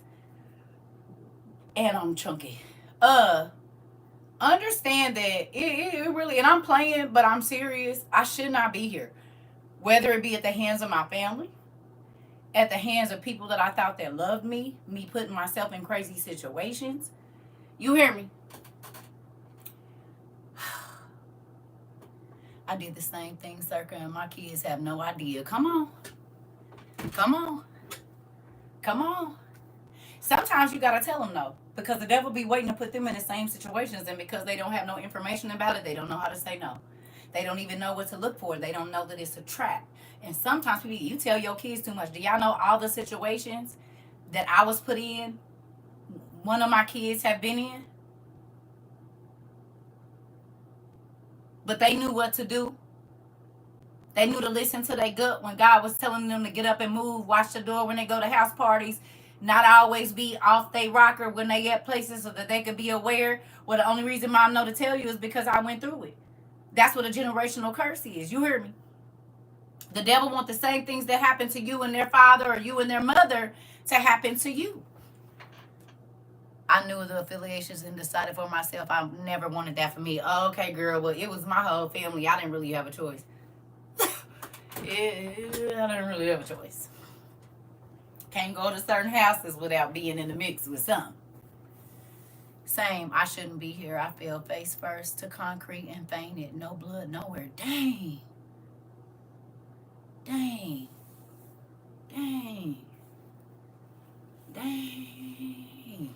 Come on, what's his name? What's the name? Green, Travis Green.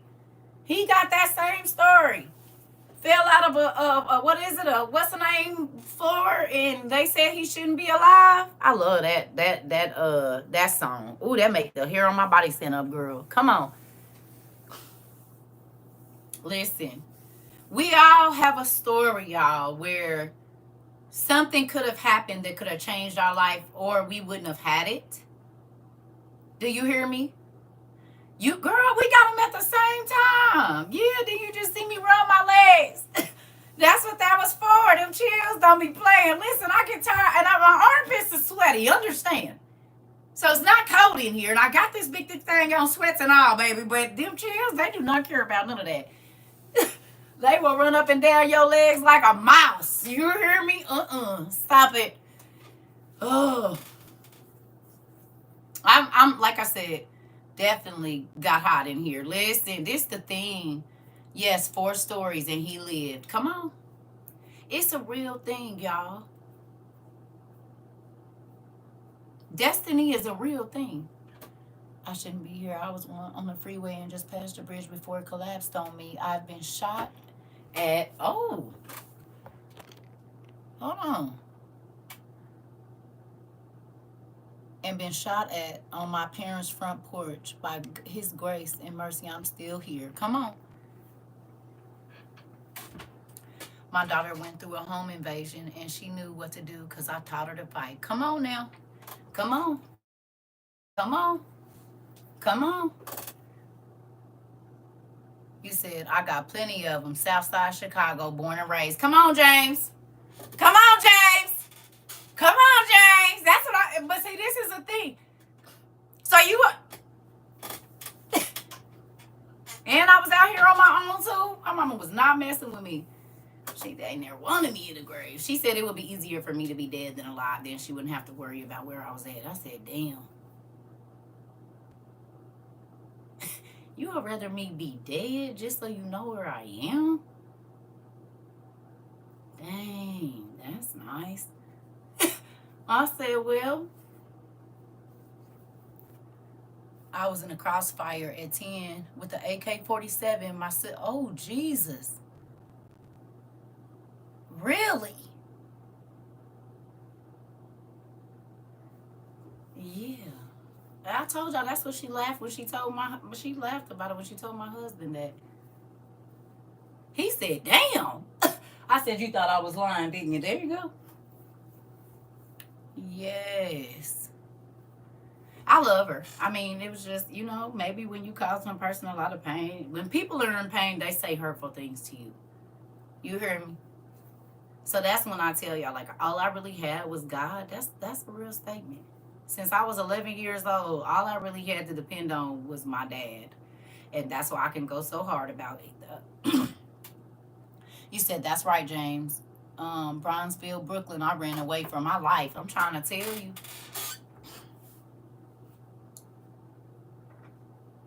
In real life. Hurt people. Yes, they do. But words also have a major impact, especially. So that's why I be telling y'all, be careful how you talk to your kids. And make sure you apologize if you hurt them. I had 2 boyfriends put a gun on me. I almost had a car hit me straight, but God blocked it. That part. I was in a car accident, and I have a scar on my eyelid from being in the street. Dang. Listen. Make you think about how good God been to you, don't it? Sometimes we forget. When our life don't feel like we think it should right now, you forget the other situations. And this is why I beg y'all all the time to journal. Whatever, even if it is an old memory, and God keeps bringing it to your mind, write it down and ask him why he's doing that. Maybe there is some type of hurt or something that is tethered to that is causing some problems in your life now. You see what I'm saying? You have to, if God keep bringing something back, it means he wants you to get something together with that. If it won't leave your mind, you hear me? Because guess what?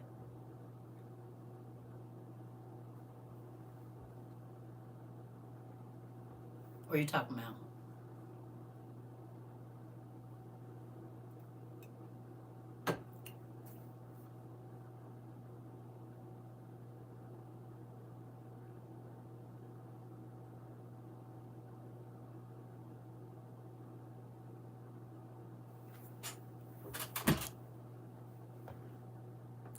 What you talking about?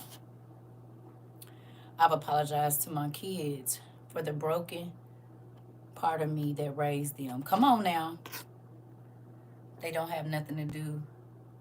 This don't have nothing to do with trees. What you talking about? What you talking about? What you talking about, Rika?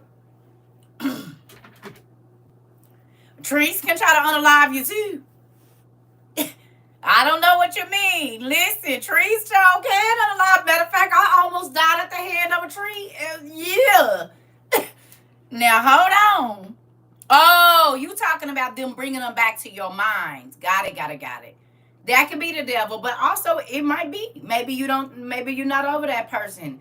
Maybe there's something that God needs you to, yeah, it could be them too. It could be them too. Maybe God wants you to pray for that person. And it's hard because they might have did you wrong or didn't do, you know. Ooh.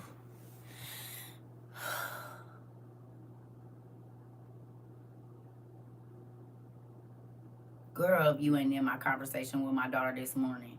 She was asking me about one of my ex's mothers. And I had to end up praying for this man's mother. Yeah, even though he tried to take my life, I was praying that God keep his mama alive. Ain't that crazy how God do that kind of stuff?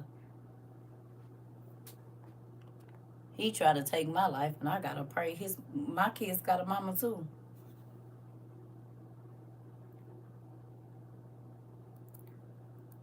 That's crazy. It's crazy you talking about this lately. I've been thinking about how far I've come. Nope. Listen, you have to remember, most people want to forget their past. I'm not saying live in the pain, but remember what God did for you. Remember that you don't got to be, when you start complaining about today, one, God not choosing to change a situation that you prayed about back then, you don't even have to be where you are right now. You hear me? Do you understand? You don't have to be whatever situation your life is in. You don't have to be here. Because one wrong situation or one God not answering your prayer back then and you wouldn't be here. Literally got up this morning to journal my childhood. It was horrible. Okay. But how you already know, niece, what you about to do to get everybody right. Then God is going to send you to the kids that had the same, or the adults that had the same childhood that you did, so you can show them how to heal. And that's what a lot of people don't realize. I could get on here and woe is me about the relationship me and my mom had. I make light of it now because I understand that there's a lot of people that went through it. I wasn't the only one. It was just, I felt like I was the only one. Yes, it is. My daughter was unalive, so I don't know if I should pray for that family. Oh, yeah, you got to pray for them. The Bible says pray for those that despitefully use you. You writing a book? Come on. Come on, Kayla. About to be a published author and is listen, I get up here and tell my business every day, right? My past, the things that I went through, all of that. But it helps somebody every day. Every single day. Whether they come in and say this is helping me or not, somebody that might be watching from the outside is like, damn, I'm literally going through this right now. So then you get to see, okay? You get to see a person healed from something that you're still dealing with. So you know what that does? That teaches you that you can heal, even though the devil told you you'll always have this problem. This will always be on you. This will always whatever. No, it won't. God can move whatever you need him to move. But what will you do once he moves it? Will you start to hurt people, or will you use that pain for helping others? Yes, even pray for our enemies. Yep. Yep. That's why our thank you list is set up the way that it is.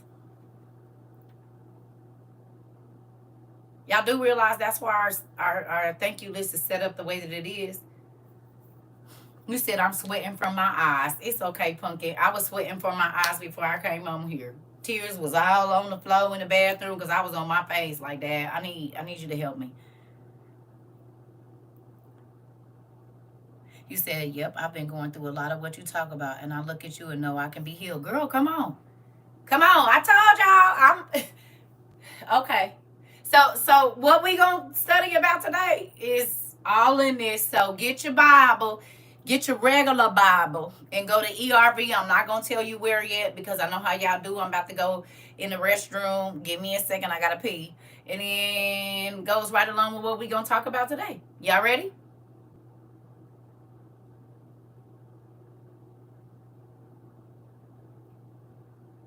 Your blessings and your obedience is not just for you.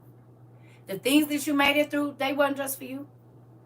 Okay, so let me run to the restroom real quick. I got water. I'm probably going to need some coffee, but I'm not going to get any. I'll be right back. I probably need to plug these up, too. Ooh, I got to pee. Hold on. If these go low, I'll just do it when I get back.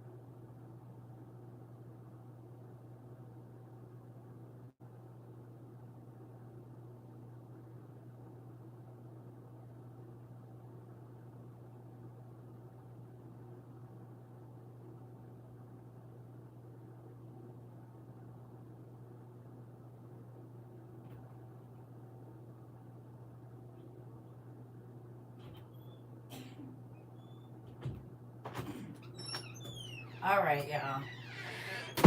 I really love our class. I really, really, really, really love our. Y'all, my armpits. Y'all see how wet? Y'all see this? I don't know if y'all can see. But this why I don't wear nothing that could be in my armpits. Y'all know what else I thought about, too? I bought a Bible from Goodwill the other day, and there was a bookmark on the book of Joshua. That's crazy. Now, listen. What's really crazy is you shouldn't have to buy books from Goodwill. They're supposed to be free.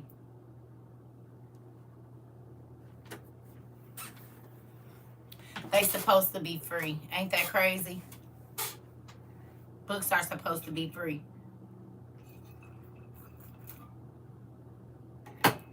I'm sorry, not books, Bibles. Bibles are supposed to be free. Did y'all know that? Why didn't I charge? Let me get my life together. Hold on.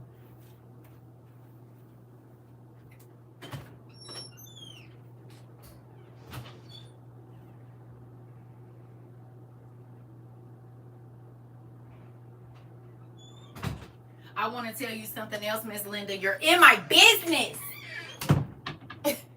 You're in my business. Linda, Miss Yenda. Listen, Linda, listen, you're in my business. I'm just going to tell you that. Because when I walked out of here, I said, I'm not going to tell you where I'm about to, you're in my business. We're going to Joshua. Damn it. You in my business? We're going to Joshua. That's exactly where we're going. I said I didn't want the class to know where we was going. And you going to come here and tell them anyway. Interesting.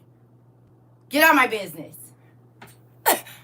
We are literally going to Joshua. I'm going to need you to get out of my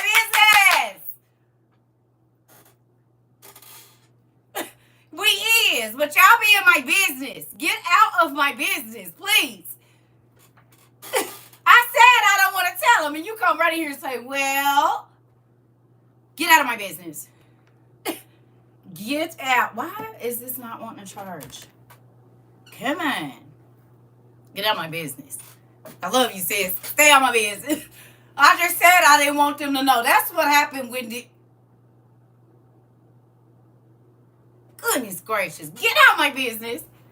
Goodness. You all in my stuff. I got a bookmark and it was left on Joshua because we're going to be talking about it today.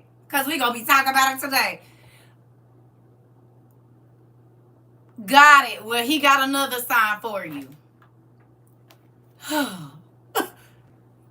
of my business. Dang, I just said I was going to wait to tell them. And you can right in here and tell them where we going. Nosy. No, I'm just playing. Hilarious. Y'all be in my business. Y'all be all in my business. You in my business? Yes. Hilarious. Well, go to Joshua. She already told y'all where to go. Did he? I'm interested. Okay, is the bookmark still there? I want to see this. Is the bookmark still there? Was it at the first? What chapter was it at? We about to see something because there's 2 chapters we gonna read.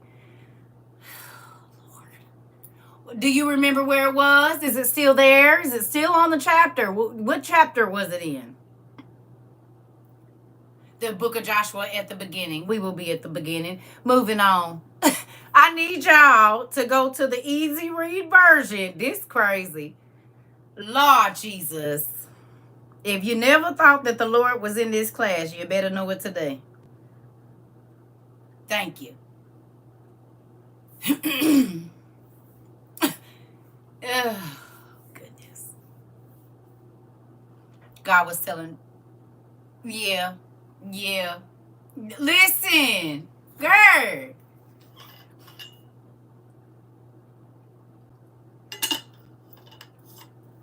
God ain't where. God don't be wanting to talk to who. So a part, and I didn't write, you know how they have a subject at church and then they have the little, the whatever, I can't think of what it's called. Like they got that. Right? So I wrote, the blessings, they're not all just for you. But my subject matter is the things that you had to face and made it through are for your children and the ones that come after you. Did you hear what I said?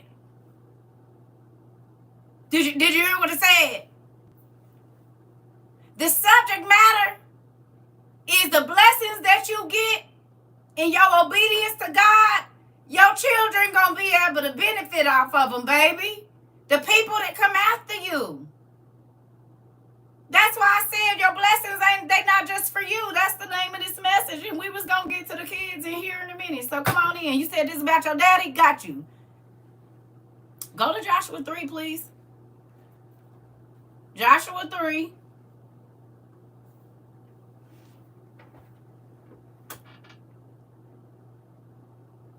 Joshua 3. God dog it, y'all be in my business.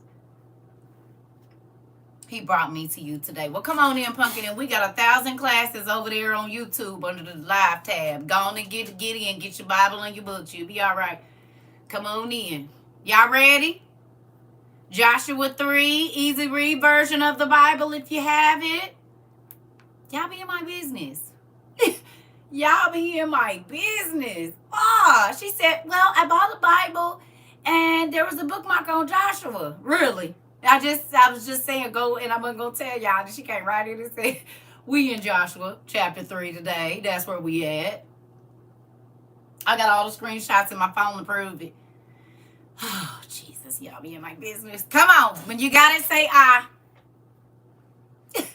When you got it, say I. God dang it. Gosh darn it, should I say. Not God dang it. Gosh darn it. Listen here. I really want to say the other one. Ah, you already over there, auntie. Okay. All right. Here we go. All right. It says, early the next morning, Joshua and all the Israelites got up and left Acacia. They traveled to the Jordan River and camped there before they crossed it. After 3 days, the leaders went through the camp and they gave orders to the people. When you see the Levite priest carrying the box of the agreement of the Lord your God, follow them. But do not follow too closely. Stay about 1,000 yards behind them. Can you Google how many feet? I already did it. Can you Google how, or mathematicians, how many feet is 1,000 yards?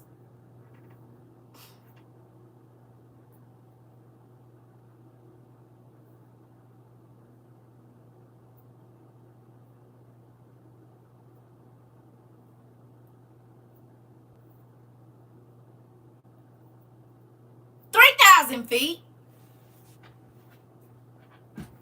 3,000 feet.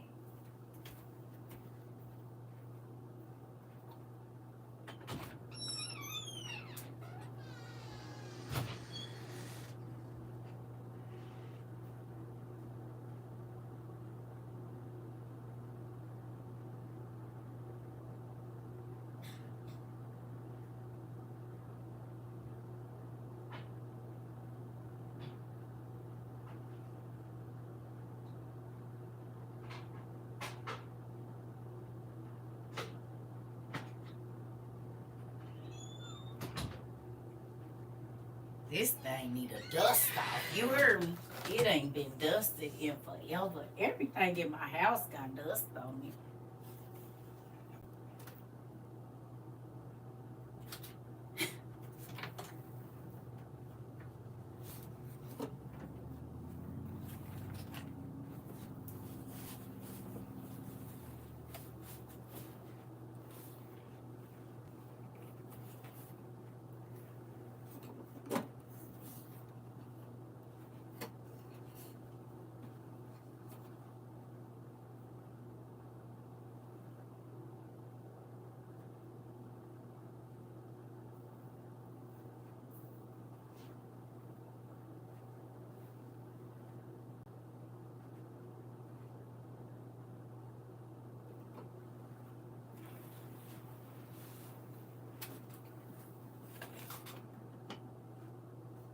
Anybody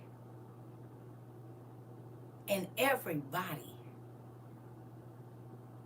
can't go into the Holy of Holies.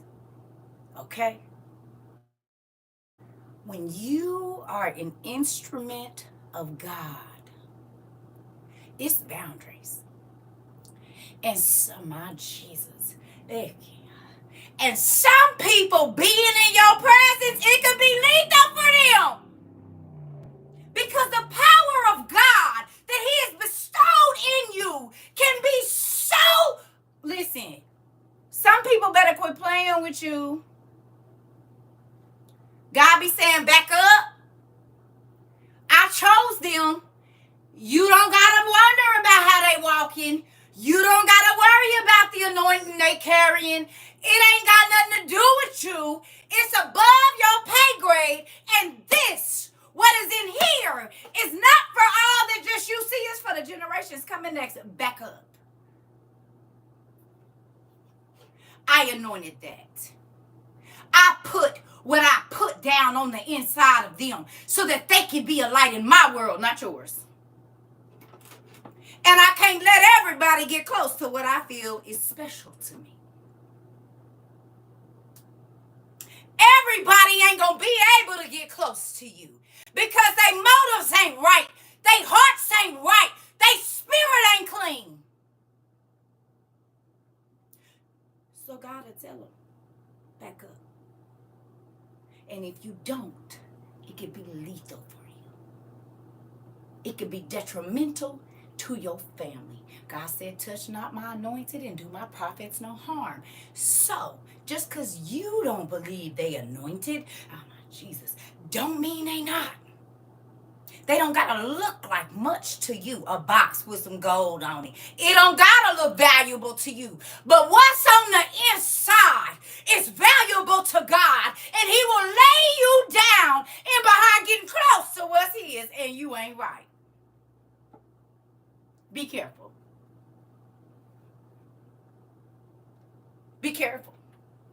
It don't gotta look like much to you, because you looking on the outside. But baby, if he open that box up, everybody gonna see the light that's shining in it. Be careful. Do you hear me? You can't run up on everybody, because some folks really do have angels that are that you can't see, that'll touch your chest and stop your heart before you get close. Be careful.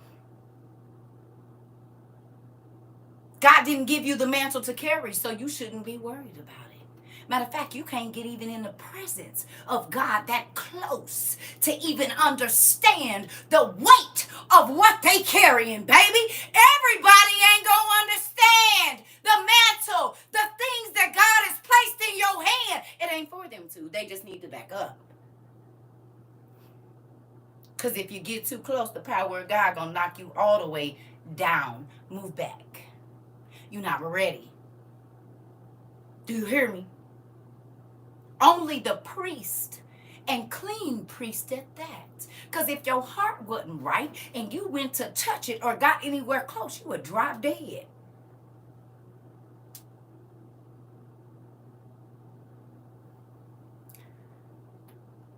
There are people that got the same anointing that was in the Ark of the Covenant, that rested on the Ark of the Covenant, that rested in between the two angels, the Shekinah. It's in some people walking around on this planet today. And the same types of things will happen. You have to be careful by judging something from what it looks like on the outside. Because just because they touched it don't mean you can. Understand that you might be playing with your life and your soul. Be careful. Because God ordained who he wanted to carry his spirit. You don't get to choose. It ain't your spirit to give. It ain't your anointing. You can't give nobody the anointing. Only God can do that. You cannot give a person their testimony. Only God. He said, I'ma try you. I'ma try the soul that I gave you. To me, he said, but I already know. But I'ma try you and see if you will change. I'ma give you a little bit of heat so I can purify you. But if you get too close to me and your heart ain't clean and your life ain't right, it could be detrimental. So these people that were following behind the priest and the glory of God, God said, now don't get too close now, because some of y'all ain't right. Some of y'all minds are still sick. Some of y'all hearts are still sick. Some of y'all still wishing bad stuff on people and trying to one and do all this so crazy. You can't get close to me being like that. You can't touch the things that I have put my spirit on. Single folks, a lot of times,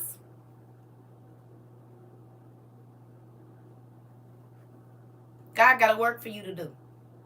And maybe if there's another person there, you won't do it. You won't carry your mantle. You won't carry your ark. You will not allow your light to shine because you're giving your light over here where it ain't even supposed to be. Speaking from experience.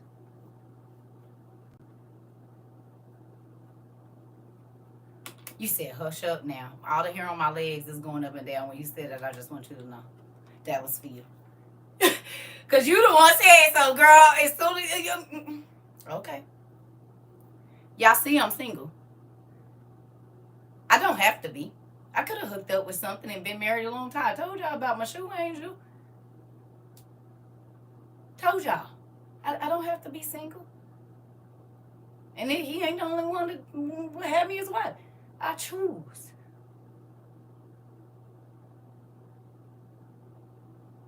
I choose. Because God has put something in me. Listen, everybody can't get close to that. And what's the closest way to get in your body? You know.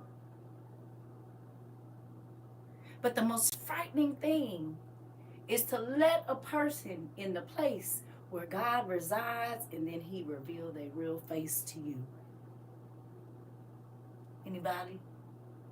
You ever seen the scary movies where the person look normal and then when they start to get into a certain act, their face transforms? They call them F faces right now, the ugly ones.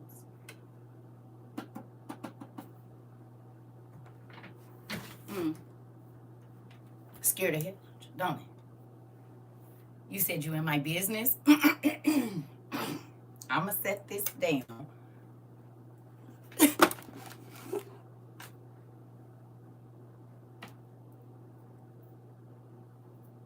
When they get close to you, they get close to your lineage.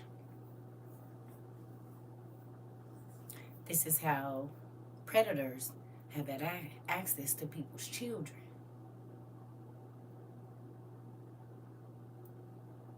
Your most prized possession.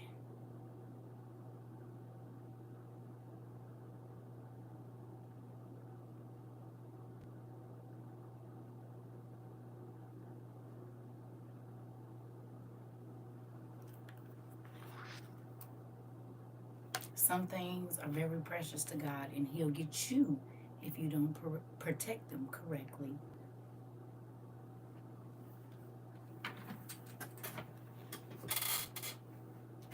Because if them priests didn't handle the Ark of the Covenant right, they could drop dead.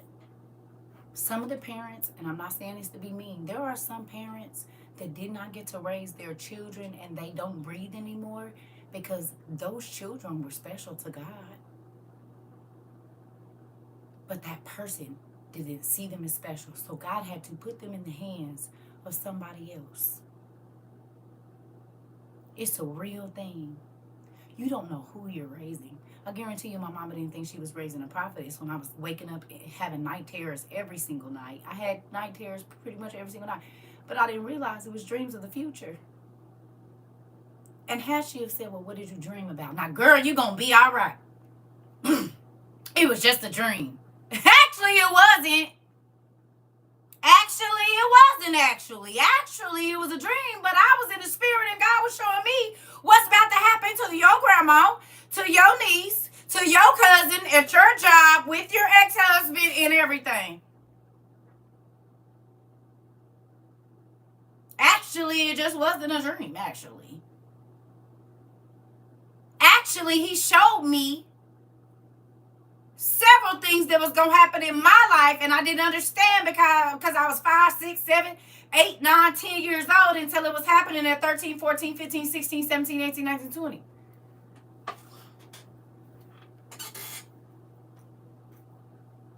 Don't discount your kids' dreams. I told y'all my kids used to tell me when we was going to move. My kids used to tell me when they dreams, God would let them dream because maybe my mind is not where it's supposed to be, or I'm not focusing, or God been trying to tell me I won't listen. He know I listen when my kids talk. So if they had a bad dream, baby, that was gonna wake me up because most times they're screaming for me. So I gotta get up. I'm shook up, but I'm listening. I'm here. What's going on? Or they'll knock on my door and say, "Mommy, I had a bad dream. Tell me what it is." Even when they woke up in the Mama, I had it's a thing with me and my 4 children. The first thing that we do, we say, "Good morning, are you okay? How did you sleep? And did you dream?" Them is the first 4 things you're going to hear out of our mouth. What did you dream about? Was it good or bad? That's the part of our morning greeting. Did you sleep good? Good morning. Did you sleep good? Did you dream? What you dream about? Every day. My kids will call me and ask me, "Mom, you dream anything?" How you know? I did, actually. And you was in it. And it's funny you calling me this morning.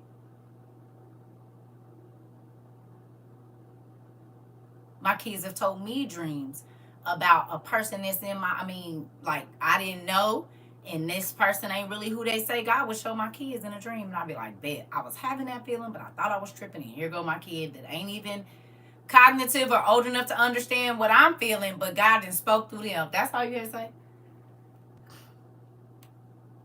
Listen, you said it caused me to have panic attacks, even went to the ER, heart just pounding. Listen, because God be trying to warn you, and everything happened first in the spirit.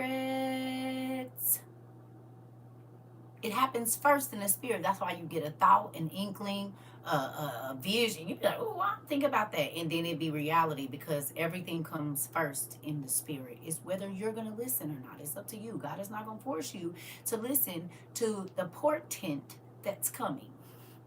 You have a choice. You don't have to. You don't. That don't mean it ain't coming. You hear me? Doesn't most sickness start where you can't see it? You can see inside your stomach when your stomach start hurting. Can you see a headache? Can you see an earache? Can you see a throat ache? No. Can you see muscle aches? No. You hear me? You can't.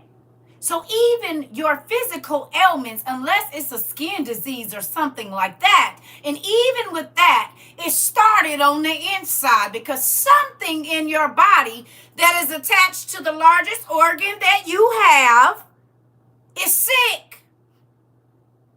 So even that starts from the epidermis or whatever it is, those lower layers of skin, and then, but they give you a topical, but it has to go through the layers of skin, because there's something underneath the skin that is causing it to react on top of the skin, right?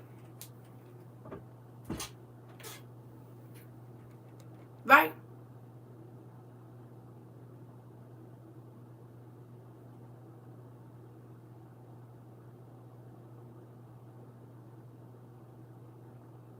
So it could be any organ in your body that causes an outbreak in your skin, because again, it is the largest organ you have.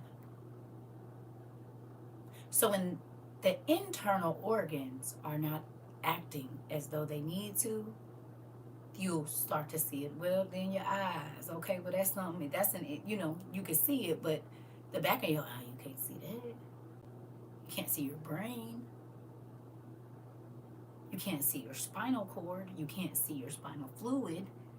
All of these things start in a place where we can't see. So does your sin.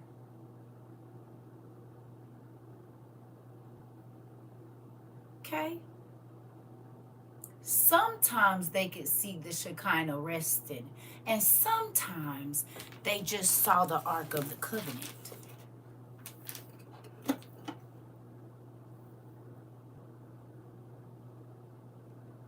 You can always see the mist over it. Sometimes it was just the box. That didn't mean that the spirit wasn't on the inside of there.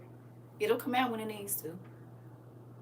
But even the presence of the box being there was a spiritual boundary that only a few people, it's like a backstage pass. Only certain people can go this way, or like a government clearance. Everybody can go in the government building, but it's a lot of doors. Unless you got some type of security clearance, you can't go through there. They don't even look at you. They'll tell you go and turn around. Because everybody cannot be trusted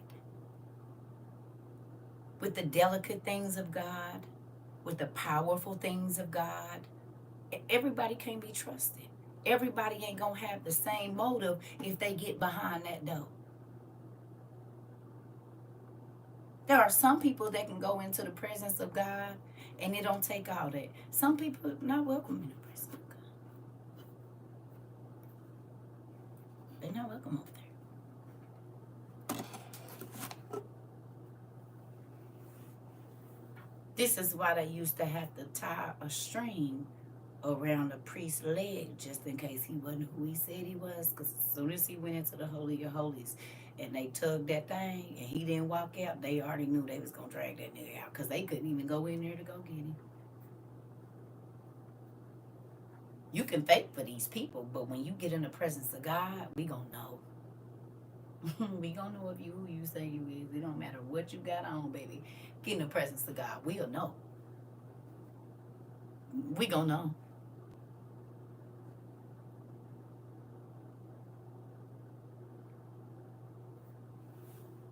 Just because you got a priestly garment on, don't mean that when you get in the presence of God, He gonna accept what you trying to give to the people.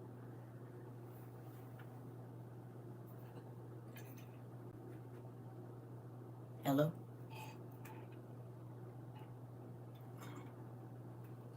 The presence of people and the presence of God is two different things. I keep trying to tell y'all that. Like the house of God and the house of people or Lucifer, two different spaces. You hear me? You hear me?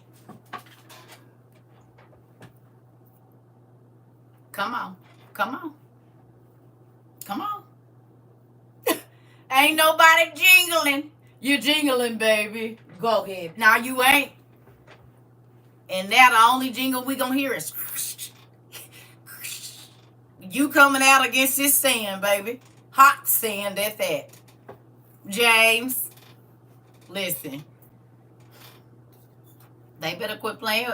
Y'all, like I said, they sell y'all a fluffy Jesus. I just be trying to figure out where. Cause he dropping niggas like flies. One dude, the ark got ready to fall and he touched it, baby, and dropped him dead. I mean, okay. Come on. Come on. Come on.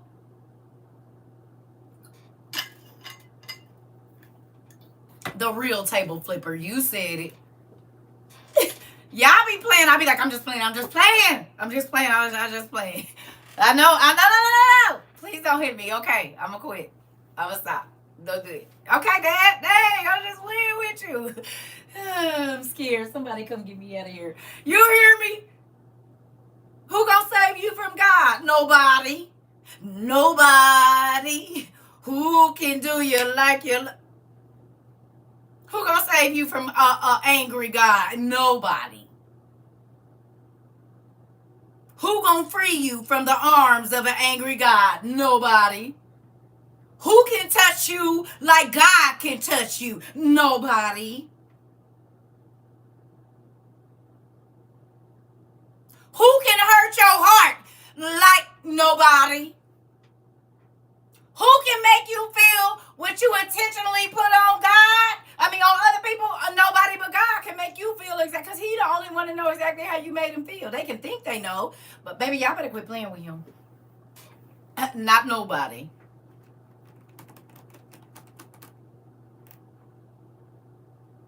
Can't nobody touch you like God can touch you, baby. Good or bad. Good or He'll make you feel all love plus some, baby, please. Ooh wee. I don't want no parts of it. I'm gonna just stay over here. You ain't got to tell me twice. You said no, I said okay. You said no, I said okay. I say no, you say okay. No, okay. What you mean, nigga? I'm yelling. He said no, I can't talk to you. He said I can't let you touch me. He said I can't let you come on my house. I don't need to be talking on the phone with you. I don't need to be hanging out with you. No. No.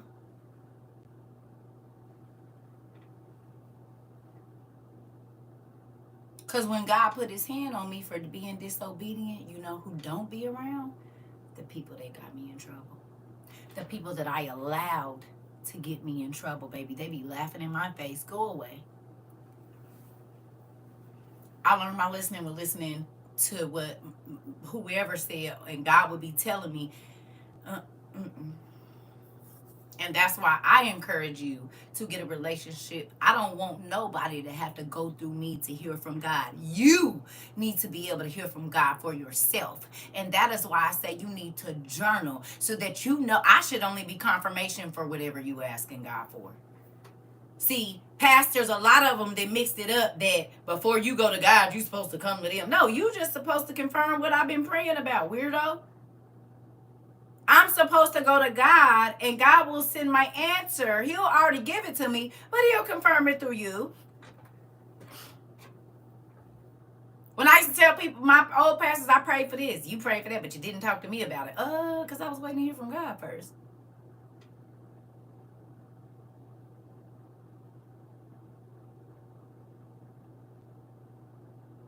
When did you become the first point of contact, sir? Ma'am. And this is why I used to be getting kicked out. I didn't have to ask you nothing. I didn't ask you if I could go down in Jesus' name. I asked God if he would. Where do y'all be mixing this up at? Y'all be getting confused. You think because you on the pulpit that I got to ask you? I don't got to ask you nothing. I don't got to ask. You can't forgive my sins, Reverend. You cannot forgive my sins. So why is I'm asking you first? You can't say whether I'm going to hell or heaven. So why is I'm asking you?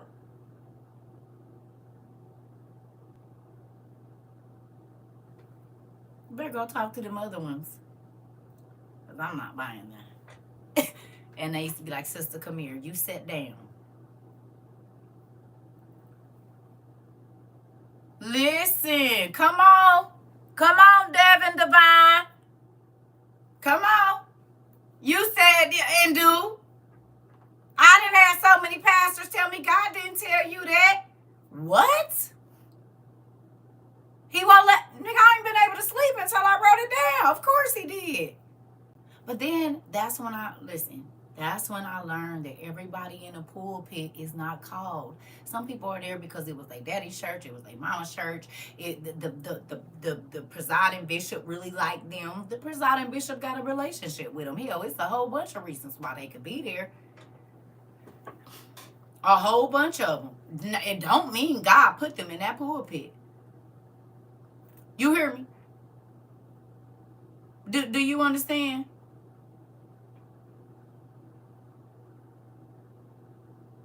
Just because they up there don't mean God put them up there. Just because they up there don't mean they wise.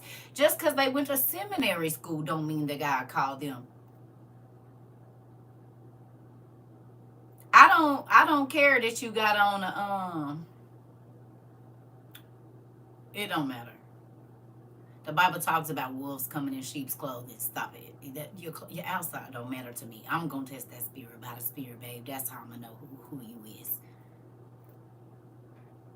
And they be mad when folks could see in the spirit for real, even if they children. Come on. A holler and a collar. Come on. But if you ask them about a real life, moving on. Let's get back to it because we going. Come on. We back over here. We back over here. Joshua chapter 3. Come on. So now that we know, the folks had to stay 3,000 feet away from the Ark of the Covenant when they was getting ready to cross this river. He said, don't get too close now. Stay 3,000 feet behind the priests that have the Ark of the Covenant, or it could be detrimental for you. 3,000 feet? And that's in every direction. Do you understand?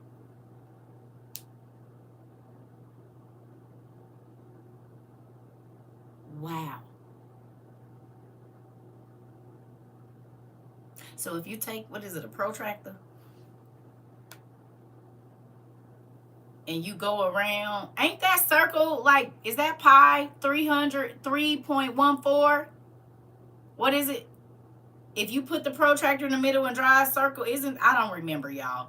It's been forever since I've been in school. But ain't it 3.14 something or something like that?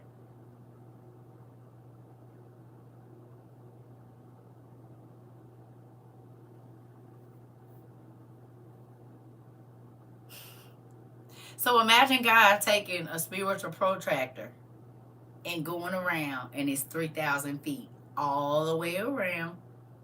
You can't come around here.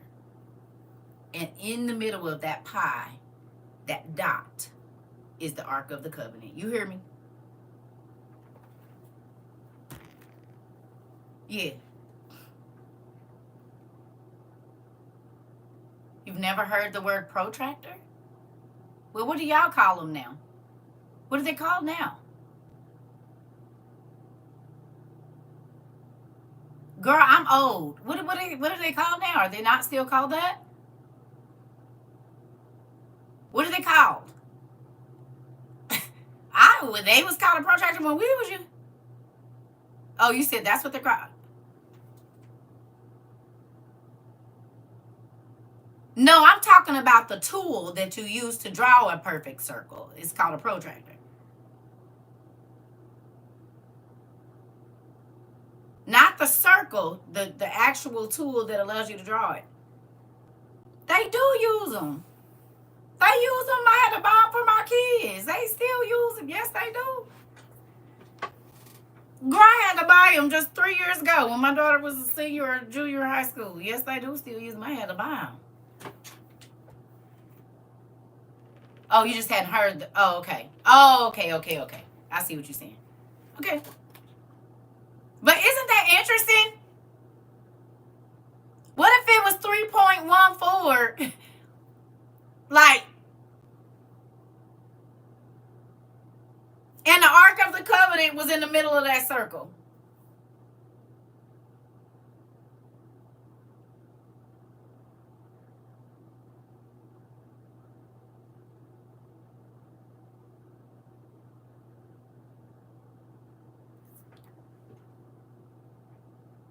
That's right.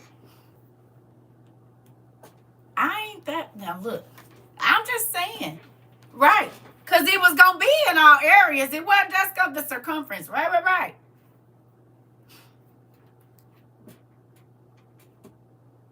You know what that also makes me think of? Circus. Think about it. That pole that always comes down in the middle of a circus tent. And then if the circus tent, well, when we was little, they was always circle, right? And then you had the little triangle thing sitting up on top of the square. Yeah, the circus tent always has that, like, it's almost the same thing. And there's normally like a curtain you come in, and then there's a curtain on the inside of there, and you pay your way or whatever. You can't necessarily see all the way in there, but then you go in and there's another curtain that you go through, and then you can see the inside. Kind of like the Holy of Holies. Isn't that interesting?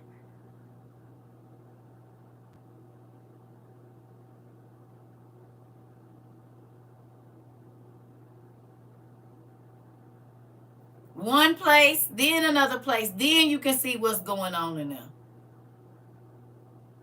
Because normally when you go through and you go through a tent, they'll have, because sometimes they pull it or whatever, right? There's normally like 2 sets of curtains or like a barrier that is on the inside before you actually get to where you can go through and see whatever event you're trying to see. In a sense, a stadium is almost set up the same way.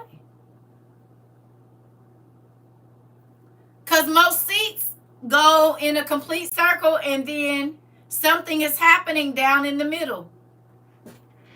Mm-hmm. Interesting.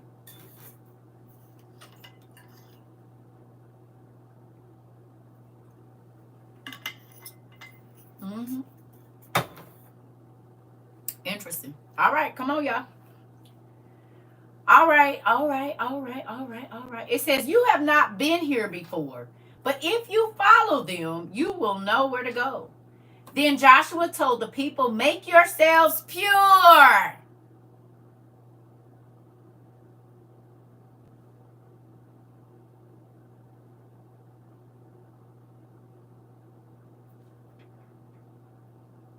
Why did they have to make themselves pure?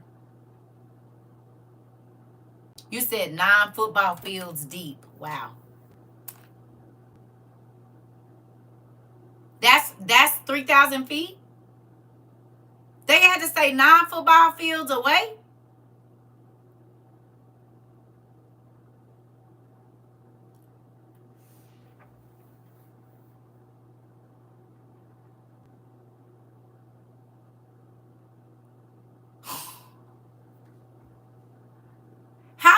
How long is the Ark museum?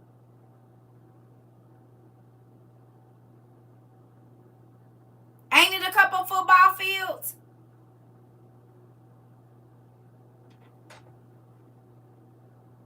You can't even see 9 football fields away. Wow.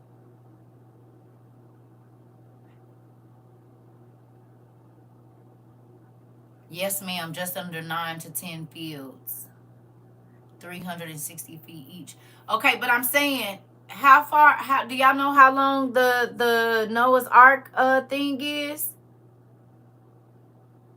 You hearing what, but not, we're talking about how far the people had to be away from the ark, behind it, while the priests were carrying it. And it was 9 football fields is what they're saying. They had to be back 9 football, the length of 9 football fields.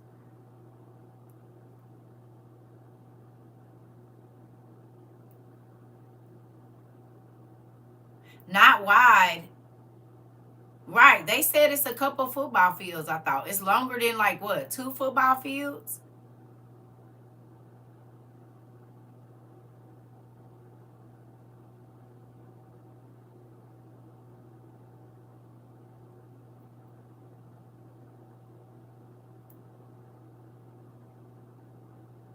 It's 1.5 football fields.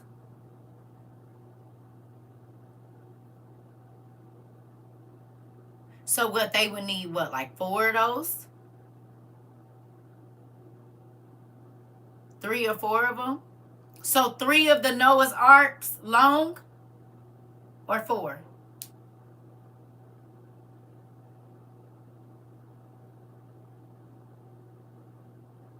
Like 3?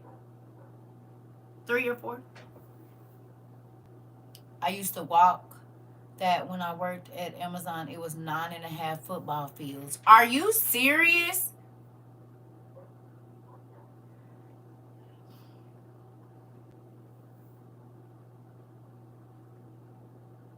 Right. Why is my nose ring coming out? I know that's a fraction. I know it is. That's a fraction. It's like 2 or 3 ships. So with that, basically, they had to be 9 football fields behind the Ark of the Covenant when they got ready to cross over the Jordan.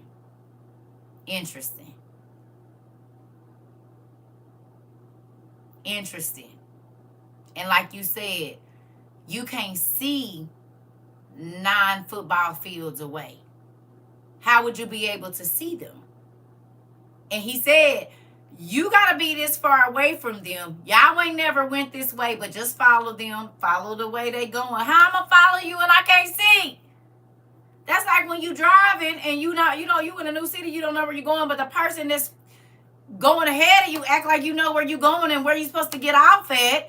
And you be mad because they so far ahead of you, then 10 cars jump in front of you. And now you lost. You done missed the exit. I don't like it.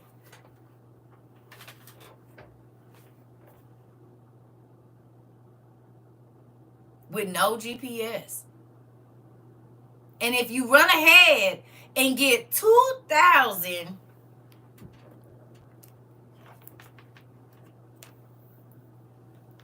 Hold on.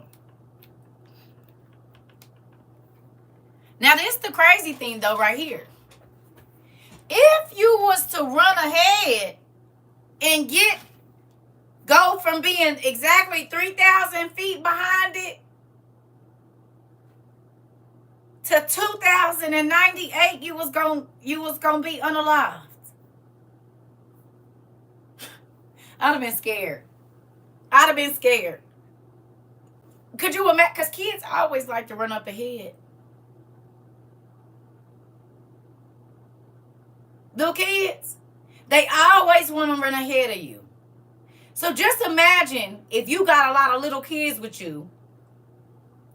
It was 6 Noah's Arks. Okay. 6. Goodness gracious. Thank you. Just imagine if your hard-headed baby that don't know how to listen and stay behind mommy or daddy ran ahead and got in between that 3,000 foot radius.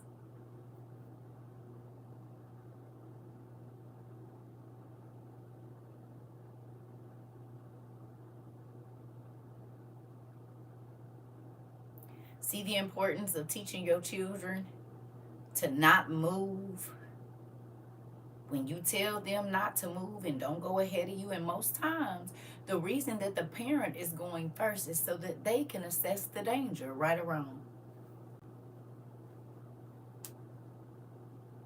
Right or wrong.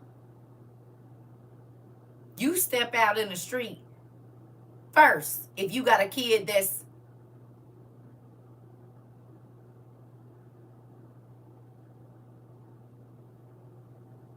God let his spirit go with the priest ahead. Now think about this. Now look at how good God is.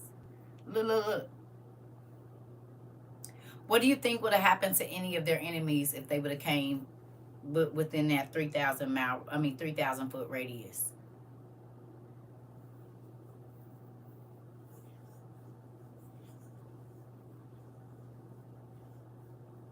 See, this works both ways now.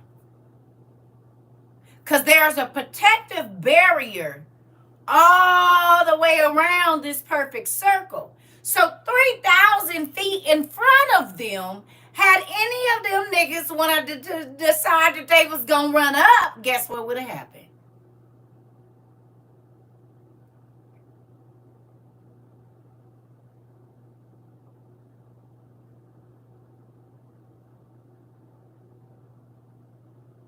You getting me? It was like an electric fence, exactly. So on all sides,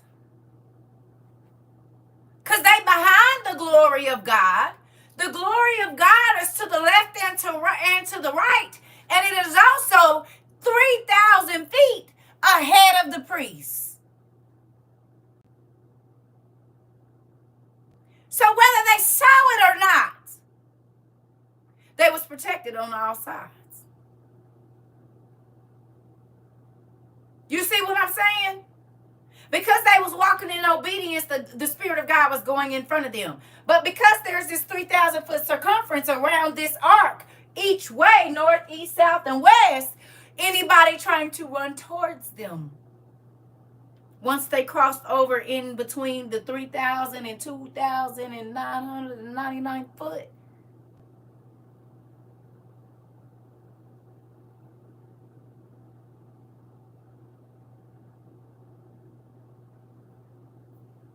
I'm just saying. This is why God don't want you to run ahead of him. This is why he wants you to wait on him till he say go. Because he's going to protect you on all sides if you following him. If you underneath his wing, if you underneath his care. Do you understand? Because certain stuff can't enter into his presence. Very well could be, James. Certain stuff can't get close to God. So if you close to him, it can't get close to you. You said what? You said what? You said what? The closer you stay to him, the further the enemy has to stay away from you. Because they recognize the power of God when they see it. You hear me?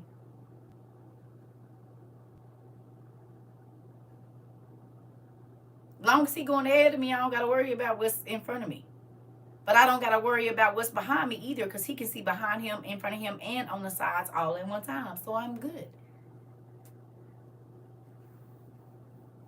I don't got nothing to worry about as long as he here with me now. If I don't know if he here with me, then I'm going to confirm that he's here.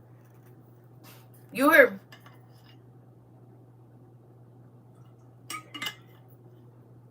This is why when you go ahead and God hasn't told you, yes, certain things fail. Who gonna be honest?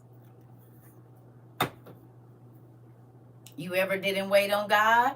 Got the wrong car, moved in the wrong house, got the wrong job, got the wrong mate, got the wrong. Now, some stuff is experiences, but that make my stomach a little queasy. That make my stomach a little queasy, because yes, and yes again. Oh, Jesus. Ooh. I like to take a breath out you. Like to took my breath away thinking about all the times that I ran ahead of the Lord and almost didn't have no breath in my chest. You hear me? That like the wind out of me.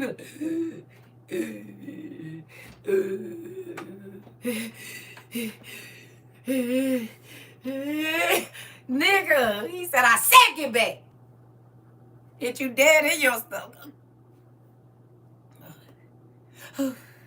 Anybody else in here having a problem breathing? No, it's just me. Oh, God, help me. You hear me? I'm cool. I don't want no James. You already know. See, you laughing because you know exactly what he just stopped you and he done hit you in your chest too, huh? They hit you dead. You was running forward real fast too, head down and everything like the little kids. He said, aha, thou shalt go no farther. Knocked you all the way back on your butt, didn't he? I know the laugh when I see it. You said too often. Yeah. See, birds of a feather do flock together. Believe it. Listen. You said I ain't laughing and I ain't saying nothing. Oh.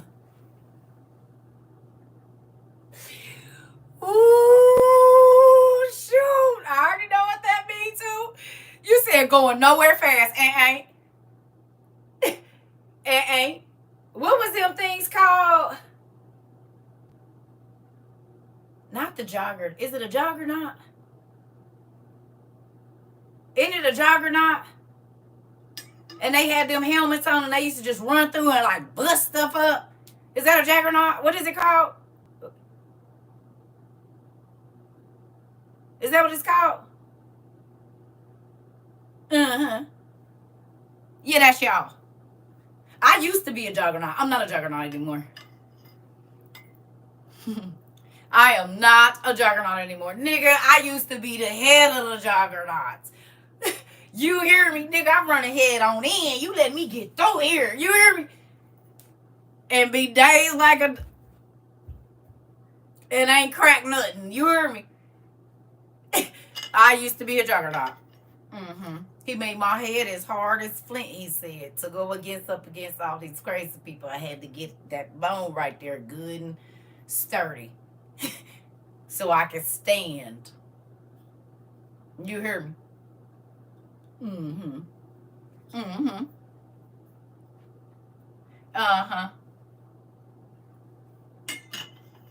Crazy. I was hard-headed. You hear me?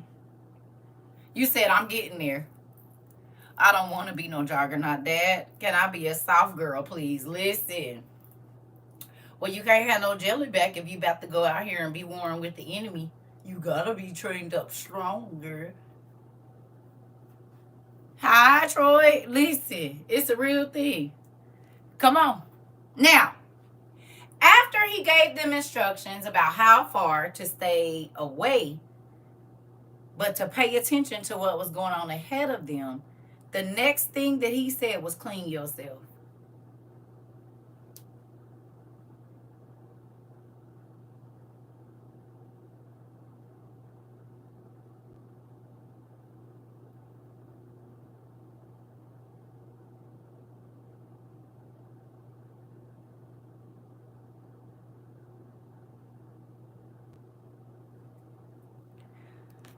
I'm going to give you some instructions about where I'm taking you to. But I can't let you go the way that you are. You won't make the trip. Clean yourself up, because you're going to have to walk past my glory in a minute.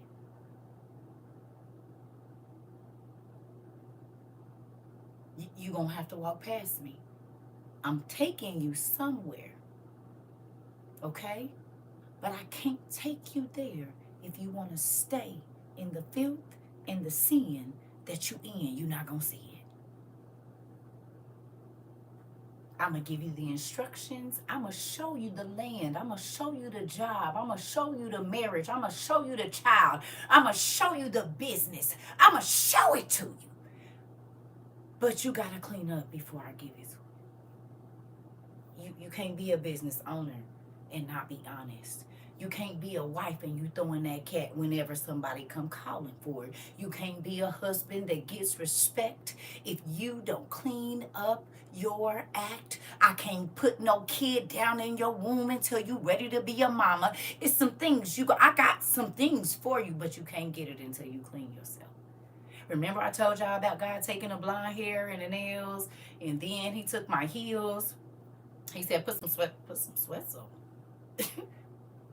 Do you know what? Honey, I go to the grocery store and 7-inch heels, honey. What do you mean? I ain't wearing no makeup, but I got my eyebrows, my lashes, and my lip gloss on, babe. What you mean? And this blonde hair gonna get them every time. What do you mean? You said do what? Don't put none of my costume jewelry on, baby. Hold on. What is going on here? He said strip all that off. Strip it all off, because all they can see is you. They can't see me nowhere, because all of that is a distraction. Yes, I put something down in you, but I need you to clean all of that off so they can see me. You said what?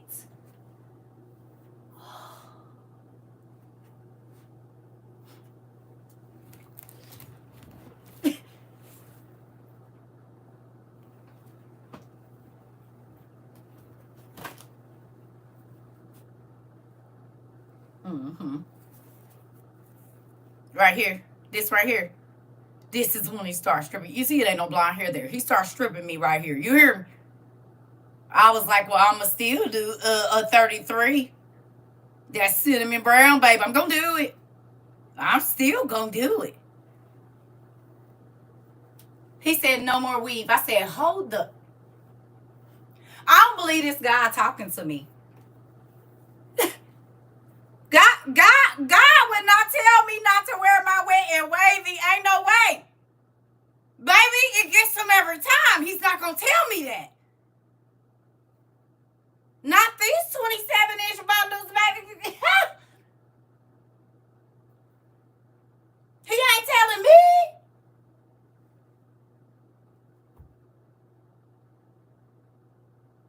He was. He said, because you worried about them seeing you. I need them to see me. I need them to see what I put down on the inside of you. Because you use the gift that I gave you to draw people to me, to draw them to you. You use the ability to get people to listen to what you say to benefit you instead of benefiting my kingdom. Oh, no, we're not going to do that anymore. I said, wait a minute. Well, I see a whole bunch of pastors' wives with blonde hair. He said, that ain't what I told you to do.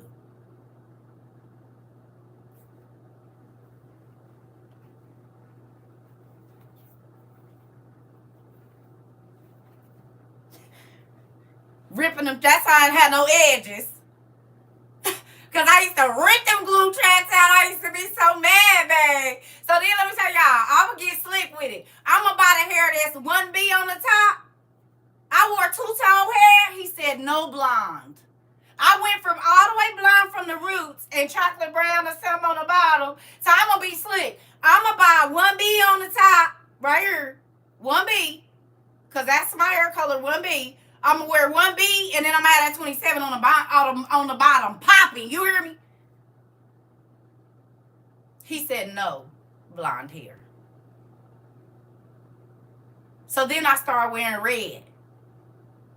He said no color. I said, this has got to be a joke. Have you seen my hair? No relaxer. No weed. This is crazy. You already won't let me wear no nails. You already won't let me wear no eyelashes. I already can't wear my jeans that I like. Gotta walk around in these sweats, no heels, no nothing.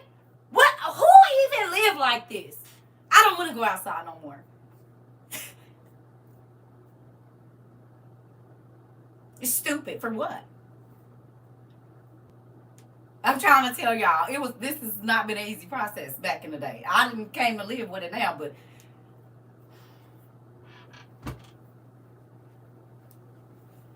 You said the reenact, girl, because this is real life. What do you mean, girl? He said, I'm going to teach you to love the person I made you to be, not the person you want other people to see. I said, what is going on? Oh, God. That breaks my heart to just think about it. I remember the stripping process. I did not like it at all. It was so uncomfortable for me. Oh, God.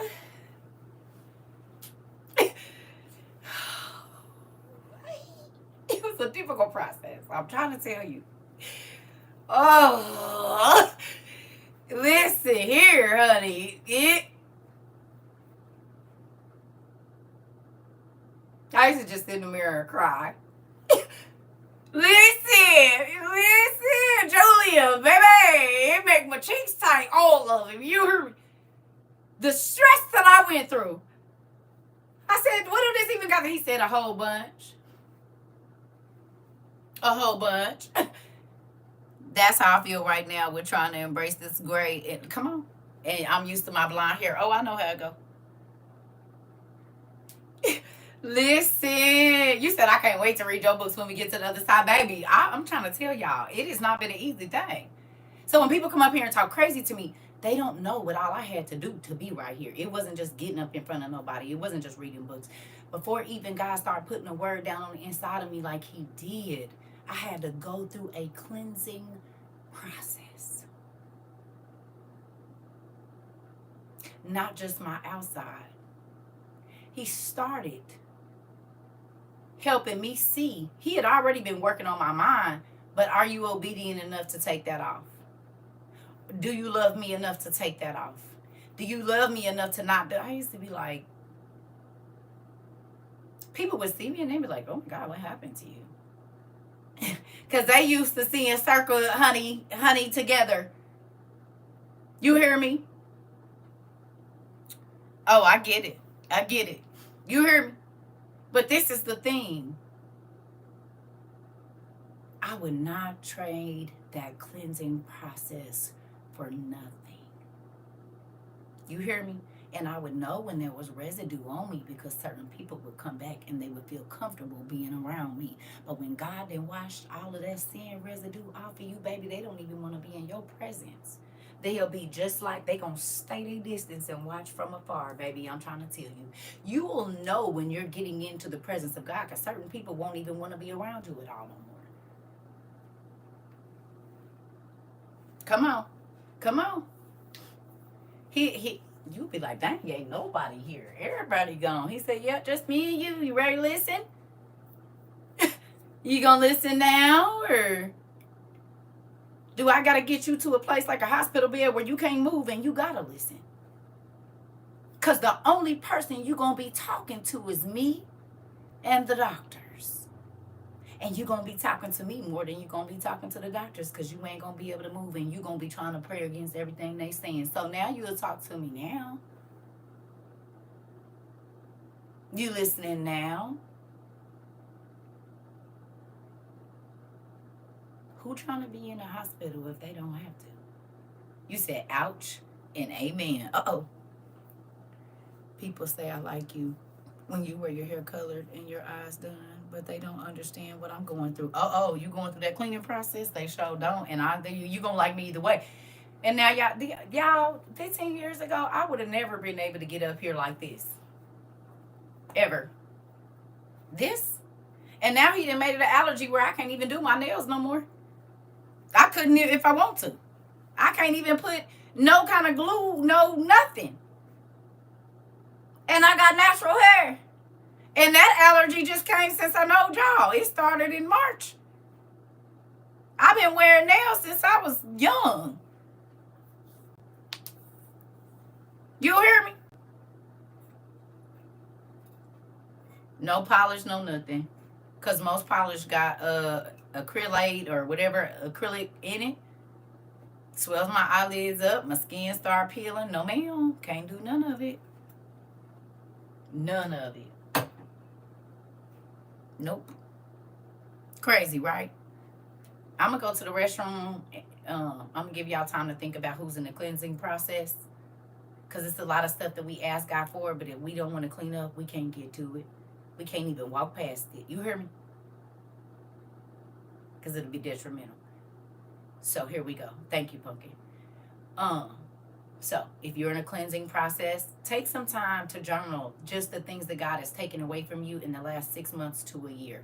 I'm going to go pee. I'll be right back. Give you some time. Get you a piece of paper out. Write it down.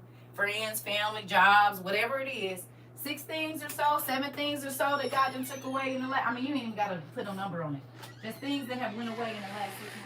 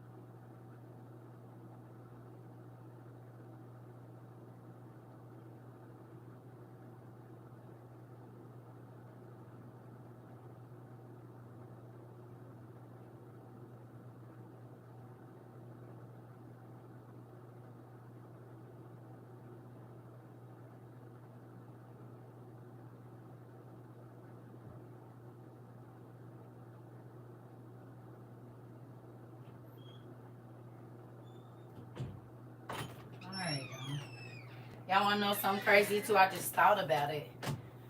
As long as I was wearing all those relaxers and weaves, and this was just me, my hair would get to a certain point and then it would break off.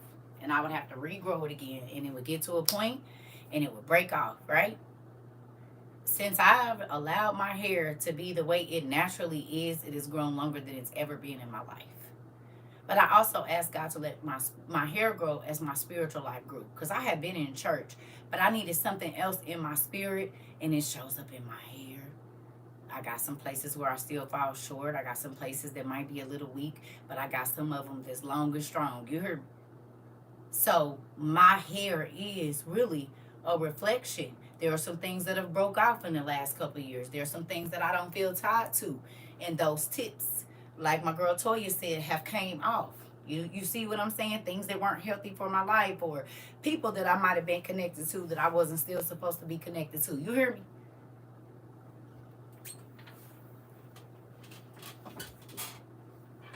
You hear me? It's a real thing that God will take things from you to get you where you're asking him to get you to. In real life. Had I never got divorced, y'all wouldn't know who I was.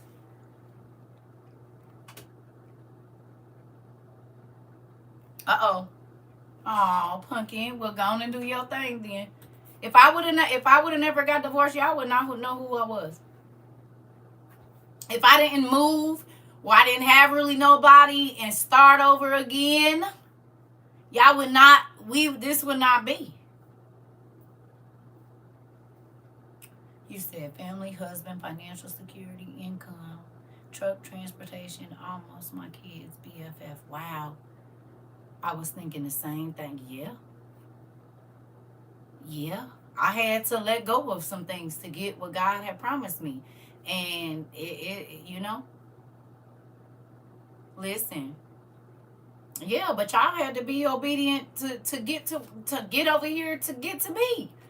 There were some things y'all had to. Okay, prime example. I know since y'all been over here, your friend group didn't shriveled up like a grape. All the people you used to just be cool with going to visit and always at their house. Oh, thank you. You welcome, pumpkin. You didn't even have to say you don't want to be friends with them no more. They quit listening. They quit answering the phone. They quit calling you and inviting you to stuff. You said it diminished. Listen, I already know. I already know. Honey, because when you start trying to get your life right with God, you ain't got to tell people don't come around. They just won't. Because they don't want to hear what you're talking about, because that ain't what's on their mind. None of that. You hear me? Listen, you said, I ain't got none. Yes, ma'am, I move differently now and do. But you got more peace. And it ain't that ain't nobody around you. It's just not nobody around you that's keeping you stressed out. It's not nobody around you that's keeping you compromising your relationship with God for temporary pleasure. Come on. You ain't confused when you hear God now. He be telling you, and you can hear him loud and clear, because all them other people that's telling you to do the stuff that goes against what God got for your life, they not in your ear.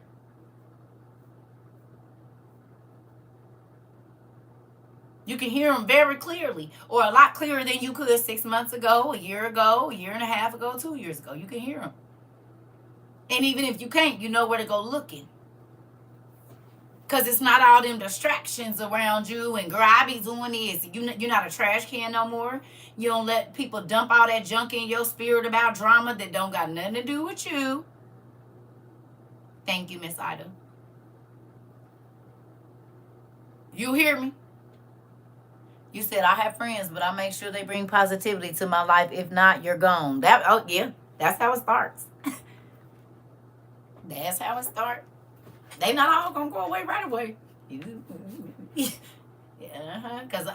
if they not genuinely positive, you hear me? After a while, they gonna get tired of faking.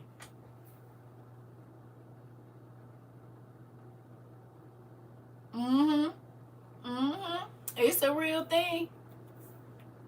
But I'd rather have this than be around a whole bunch of. The Bible says that in the Broadway, it's a lot of people. It's a whole bunch of people in the Broadway, which is the gate, the road that leads to hell. It's wide and long, full of people.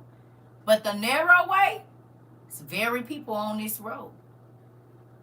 You don't really even see too many people on the narrow road. You hear me? Broadway is everybody doing whatever they want to, whenever they feel like it. The narrow way, God said you ain't gonna see a lot of people. It's not really gonna be a lot of people over here. And this is why we be the 101 or the 2 of 20 in all of our situations.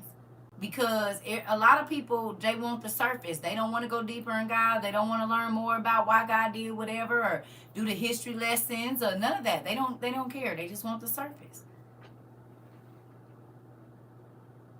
All the while expressing how worthy they are for you. Girl, listen. Yeah. Listen. If God ain't got me over there, I won't be showing up. Sorry. All right, come on, y'all. We back over here now. We at 5. It says, then Joshua told the people, make yourselves pure. Tomorrow, the Lord will do amazing things among us. So you got to start cleaning yourself up for you to see the miracles. Not that you ain't seen none before, but to see certain things, you going to have to change. You going to have to purify your mind, purify the way you speak, purify what you watch, all kinds of stuff. You hear me? Some things you're going to have to take off in order to get what you want from God. And a lot of people want to hold on to the old and ask God to give them the new. You got to give up one. Either you're going to give up what you want to see, or you're going to stick with what you know. It's your choice. But you can't have both.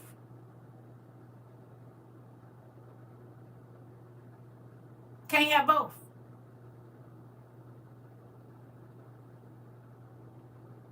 And it sucks because that period in between where you don't exactly know what all he's going to give you, it could be uncomfortable. Then you start second guessing, should I have done this? Yes, you should. If God told you to do it, you sure should, because you're going to see some stuff you've never seen in your life, and it's going to make you cry good, happy tears, baby. Whether it be peace in your house with your kids or whatever. You hear me? In real life.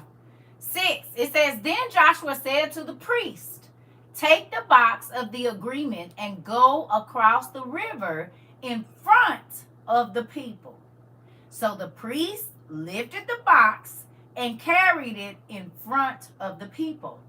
Then the Lord said to Joshua, today I will begin to make you a great man for all the Israelites to see. You don't think that Joshua had to clean himself?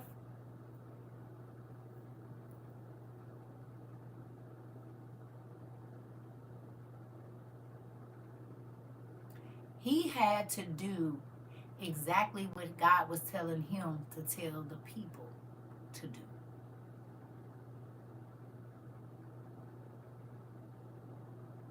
Then God could make him into the man that he wanted him to be.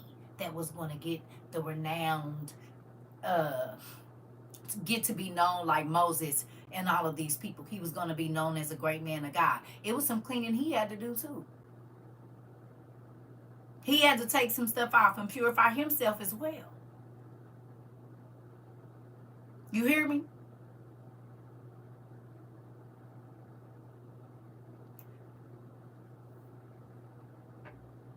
And as soon as he did, God said, all right, now I can give you what I have for you too.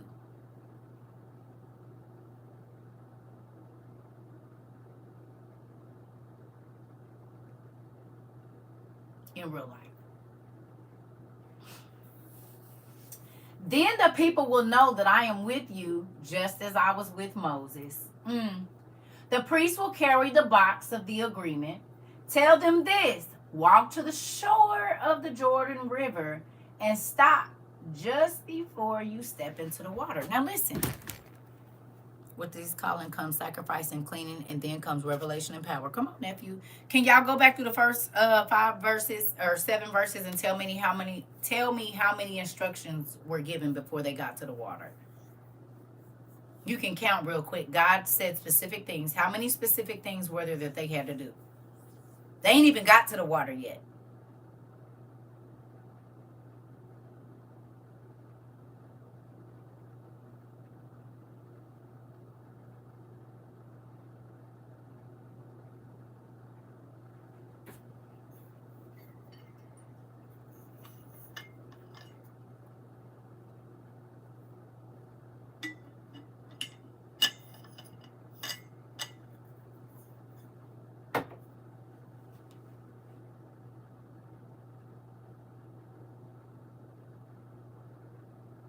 It was 6.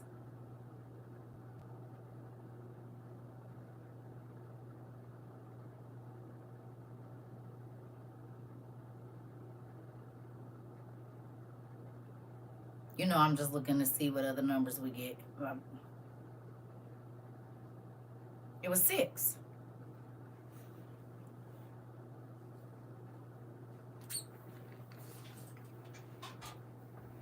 Five.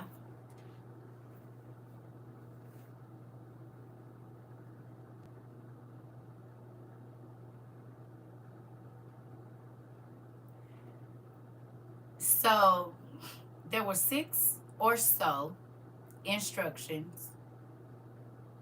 5 to 6 instructions before they could even get to the water.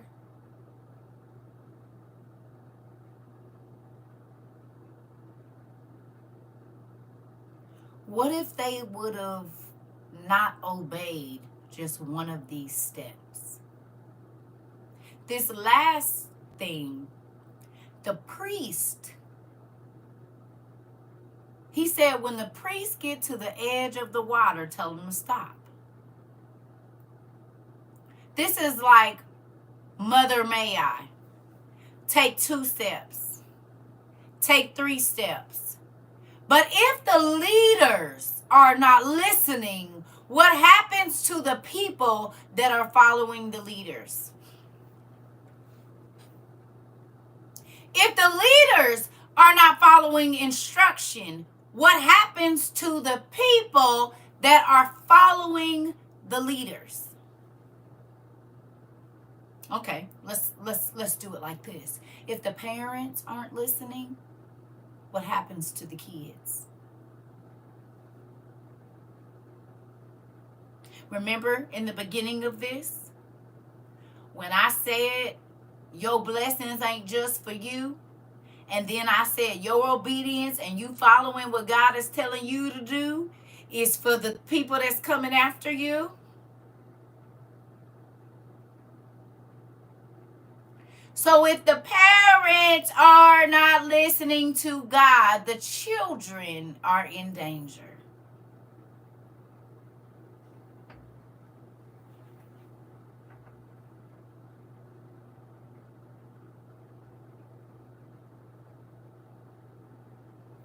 The priests are your spiritual father, your spiritual mother. So if they are not listening to God's instruction, they are going to instruct you in the wrong way because you're following them. So if those priests had stepped into the water and not stopped at the edge, quite possibly there could have been a blowout type effect, like when a nuclear thing hit and it go out like that. It could have been a domino effect of people that just was unalived. Because the first two priests had to step in the water first. And if they all carrying it and they all connected, is you see what I'm saying? Because what's going to happen if those two priests that was in the front didn't listen and they stepped on into the water? They would have dropped the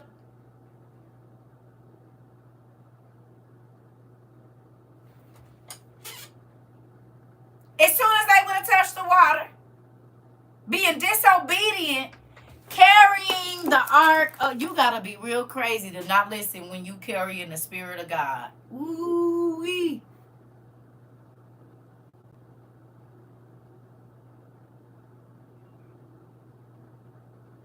Shall I say it again? When you are carrying the Spirit of God, you really can't afford to be disobedient. When you're in the presence of God, you really can't afford to not listen.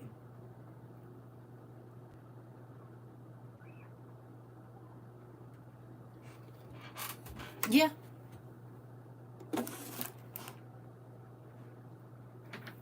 Because it could not only cost you your life, but the people around you. God gave specific instructions for a reason. And when you run ahead and you don't have the next instruction, you hear me? It might be something up there that could be detrimental to your life. This is why God say, don't run ahead of me unless I'm telling you to. And then wait for how many steps I'm going to tell you to take.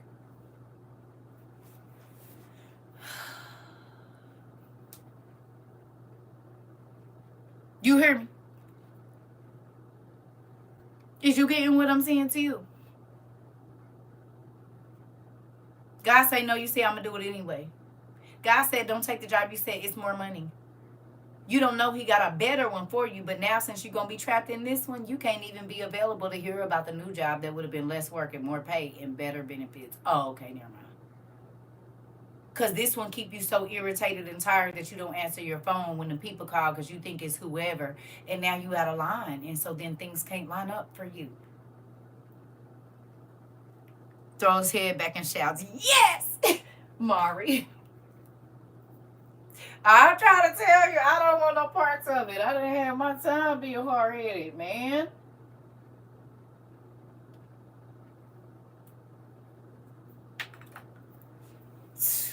Who got time to keep being, Go over there if you want. You said my toe hurt. Listen, get somebody else to do it, that part. Here we go. All right. Ooh-wee. He said, tell them this. Walk to the shore of the Jordan and stop just before you step into the water. Then Joshua said to the Israelites, come and listen to the words of the Lord your God. Here is proof that the living God is really with you and that he will surely defeat your enemies. He will defeat the Canaanites, the Hittites, the Hivites, the Perizzites, the Girgashites, the Amorites, and the Jebusites. Please tell me who all of those people are.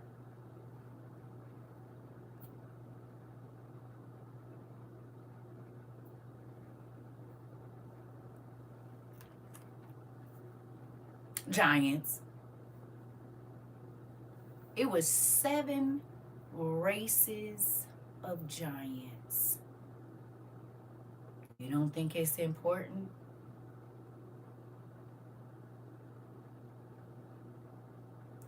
Seven races of giants. 7.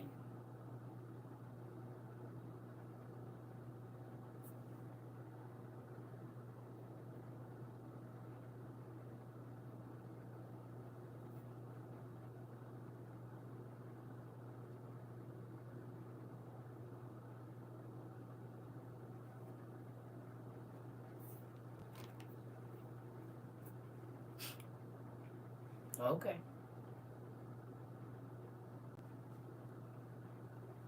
It's danger up ahead. And you can't handle it by yourself. You hear me? You can't handle this enemy that you about to face without me. Now remember, I was telling y'all that 3,000 squeak was like 3,000 feet was a circumference, right? Now you understand why.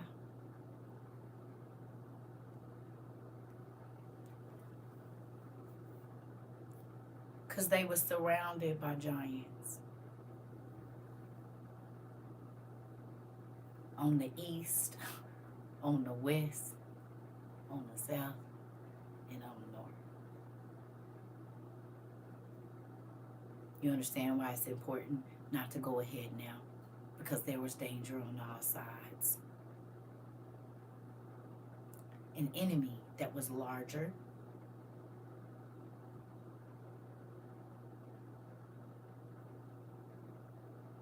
probably was using magic, because we know that their mothers were the first sorceresses, the great grandmas of these people.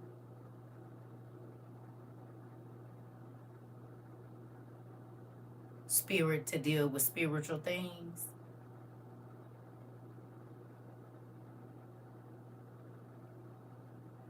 Giants can run faster than regular folks. So if they would have got in the midst of that 3,000 feet from outside, where that all the way in a complete circle, whatever their enemy would have stepped into that 2,999 foot, they wouldn't have had to worry about nothing. They wouldn't have had to worry. You hear me? Because I'm sure he had angels on the outside of that. We know that. Anywhere God's presence is, there's always going to be warring angels there. We know this. I need some more coffee. I'm going to get it in just a second. Let's go. It says he will force them to leave their land. Ooh, we all didn't experience that. The box of the agreement of the Lord of the whole world will go before you as you cross the Jordan River. Now choose 12 men, one from each of the 12 tribes of Israel. The priest will carry the holy box of the Lord. He is the Lord of the whole world. They will carry that box in front of you into the Jordan River. When they enter the water of the Jordan River will stop flowing and fill behind that place like a dam.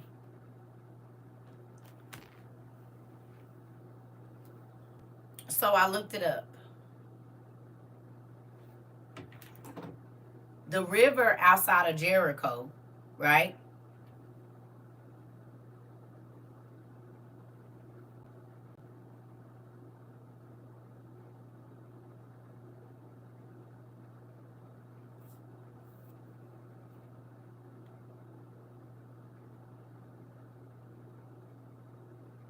The river right outside of Jericho can be between 50 to 200 feet deep, depending on if it's January through March, which is their rainy season, right? And that's when the Jordan River is flooding, basically. It's coming over the riverbank, over the whatever. It's flooding. Okay? There's some places where it could be 2 to 10 feet, but at Jericho, it could be 50 to 200 feet deep, right outside of the Jericho where it lines up right there. 50 to 200 feet deep, right? So as soon as the people carrying the Ark of the Covenant got to the thing and stopped, right before they toes touched the edge of the water,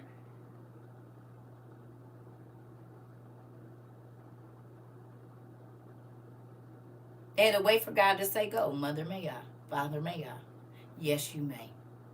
Then they stepped probably in unison. And as soon as their foot hit the water started to recede and go up just like it did for Moses. Right?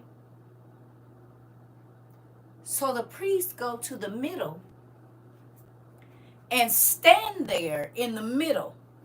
It's holding that side up. It's holding this side up. Funny, because it's priest on this side and it's priest on that side. Right? Is it 2 in front, 2 on the side, and 2 in the back? I don't know how many. I don't know how they hold her. If it's 12 of them, however that goes. However. You hear me? It's priest on this side of the ark. It's priest on this side of the ark holding it up. You hear me? It's water on this side being held up, and it's water on this side being held up. But remember when he told the people to clean themselves? You remember? And he told them, while y'all walking, don't get closer than 3,000 feet to this ark, but clean yourself before y'all get ready to take this journey. You hear me? Why? Because when they walked in the water, they was going to have to walk probably less than 3,000 feet. You hearing me? When they walked into the river basin, they was going to have to walk past the glory of God. Do you understand? And no unclean things can come into the glory of God. So with that, God said, before y'all take this trip, clean yourself up. Because you're going to have to walk past me. And you're going to need to be clean when you do.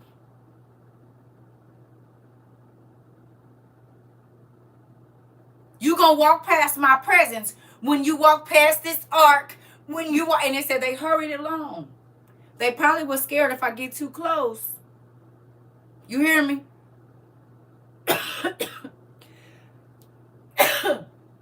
If I get too close, I'll be walking fast too. And I know normally when a nigga get too close to this thing, they drop dead. Well, how fast would you walk? Would you hope that you cleaned your spirit? Would you hope that you had confessed everything that you had done, or you know you had an ought to get? Would you get it right before you was going to walk past the glory of God? Hoping you make it to the other side. Hoping you ain't one of the people that didn't listen and didn't think you had to do all that, and you drop dead while walking past the presence of God and folks walking over you. You never know when you're going to be in the presence, so you'll want to keep yourself clean.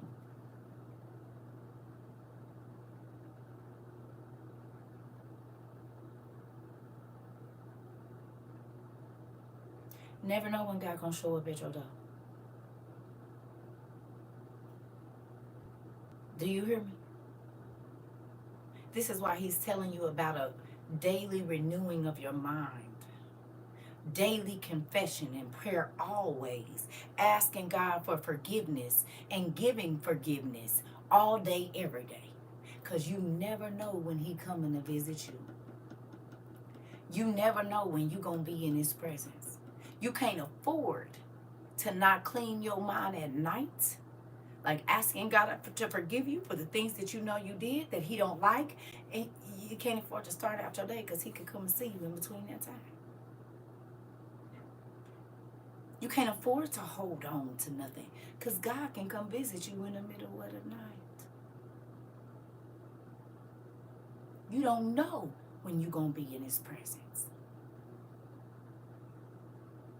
Do you understand? Them people didn't know how God was going to do it.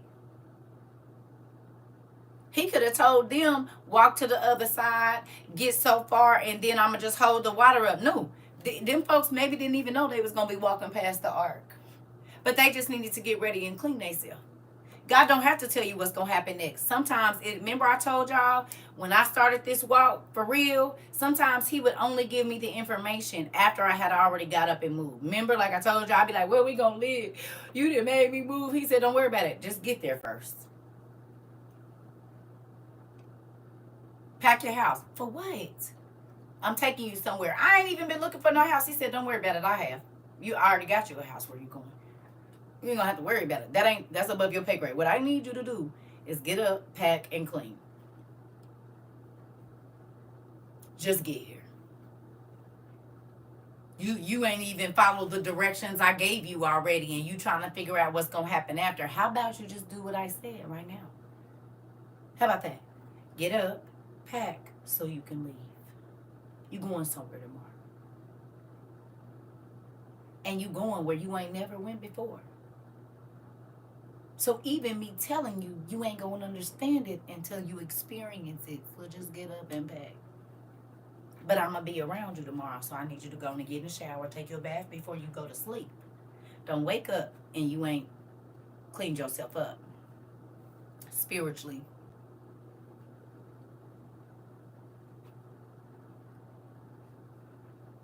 Because you never know when you're going to be in the presence of God. You never know when he's going to come sit down.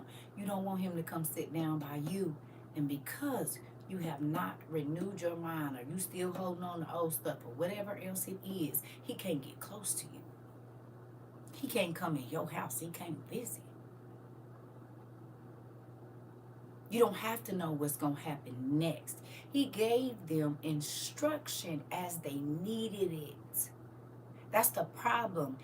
Jesus ain't MapQuest. God ain't MapQuest. It's not going to give you all of the turns and twists. You just got to get in the car and push start. You're not going to get to see the whole journey and know how many miles you're going to go and how long it's going to take. He ain't telling you none of that because he's leading you. He's the GPS, so you don't need to worry about it. You just need to ride and follow the directions. That's it. That's all. Get up and move. He don't got to give you every single instruction. You don't got to know how long. You don't. You just need to move. That's it. That's all. But the people that went ahead of you, that's another thing. You got to make sure that the people that are leading you to Christ are actually following what Christ is saying. They even trying to listen and make sure they hear for you. Because some people like to crash out. That's reverence too. So if they not listening to God and you following them, you running into the same wall they gonna run into.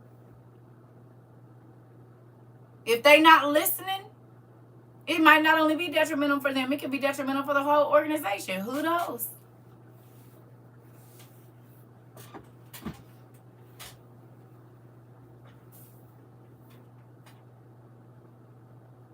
How many people are falling away from God because of one pastor's actions? One bishop's, one diocesan bishop, one whatever. How many people are falling away from God from one minister's actions? Because at some point in time, that minister was not listening. And it caused people to fall away. You hear me? It's a real thing. So there could have been souls that were lost because a minister or a leader wasn't listening to God. The same way with this right here. They had to follow specific instructions, y'all. And sometimes God is going to give you instructions that don't make no human sense. And that's how you know it's supernatural. Because so many things God told me to do, my family told me God didn't tell me to do that. Good thing you're not God, because he did. And I was blessed because I listened. It didn't matter what the journey looked like. When I got to the destination, baby, everything I need was waiting on me. Everything I need was waiting on me, just waiting on me.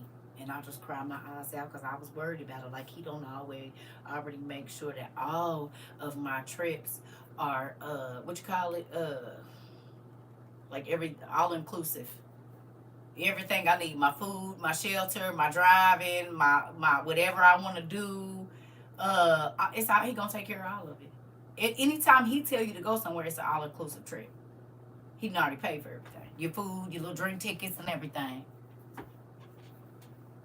Now, when you go and you book your own trip, well, then you pay for your trip.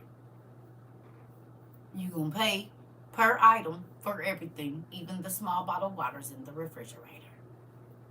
Right. When he tell you, he got the bill. You said it. All inclusive, baby. All the drinks, all the food, all the day. If I want to stay an extra day, it ain't even gonna cost me nothing because he already paid for it. It's gonna be comped. You hear me? Even if they switch my room, it's gonna be an upgrade. And I might get some money back, and I didn't even pay for it. He paid for it. Thank you, Dad. Let me go get me some coffee. I'm trying to tell you. It's so many messengers in this one, man. Goodness gracious. That's how I don't know how people begin to work.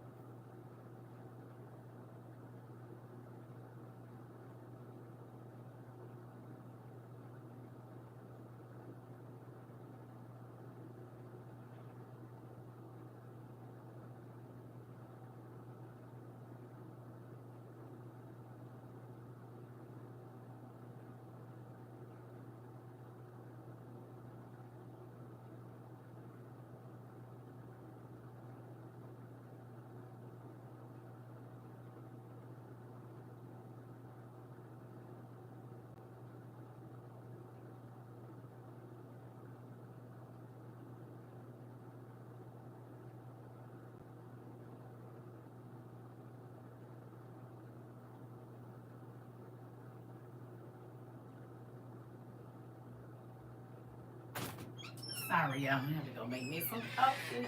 It's only my second cup today, too. Y'all all right over there? Everybody okay? Give y'all a little intermission. Y'all all right or what? Okay. I know I be having to check y'all blood pressure and stuff. Some of y'all passed out just like Adam.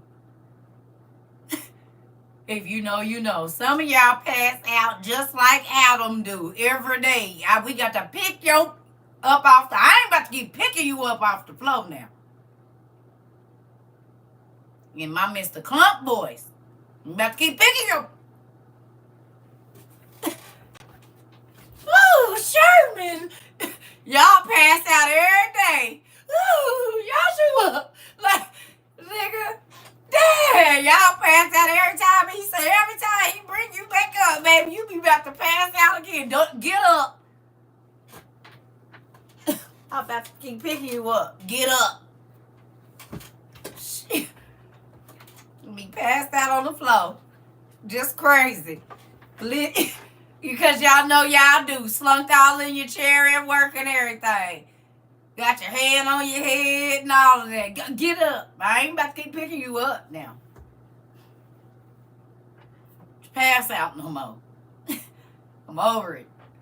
You said I just said that this morning. This walk is not easy. Oh, so you passed out this morning? Oh, okay. Oh, okay. Okay. Get up. You listen. Every time the Lord says something, you done passed out. Just gave me a headache thinking about all my wrongs. Oh, yeah, we all got a lot of them. He cleaning us up. I told y'all the cleaning process is not easy. It's worth it though. You'll never want to go back. But I ain't about to keep picking y'all up. So there's that. I'm going to need you to get a backbone. You're going to see some stuff you ain't never seen before, like Mrs. Clumpsy and her son go back and forth in between two people. Okay. Adam was passing out too, and was. Every time God said something he didn't like, he passed out. Get up. You said I had to leave work early, feeling faint. Oh, you might need to eat, girl.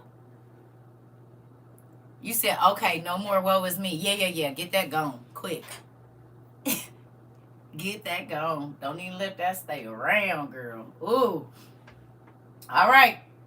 So we at 14. It says, the priest carried the box of the agreement, and the people left the place they had camped. You ain't always going to get to stay where you always been. Let's say that again. Just because you slept there a few times or you stayed there 2 years don't mean that's where you always gonna be. Just because you worked there for 10 years, that don't mean you're gonna be there always. God got some better stuff for you, and you gotta leave what you had to get what you're looking for. You hear me? And I ain't talking about cheating on your spouse. That is not included in that.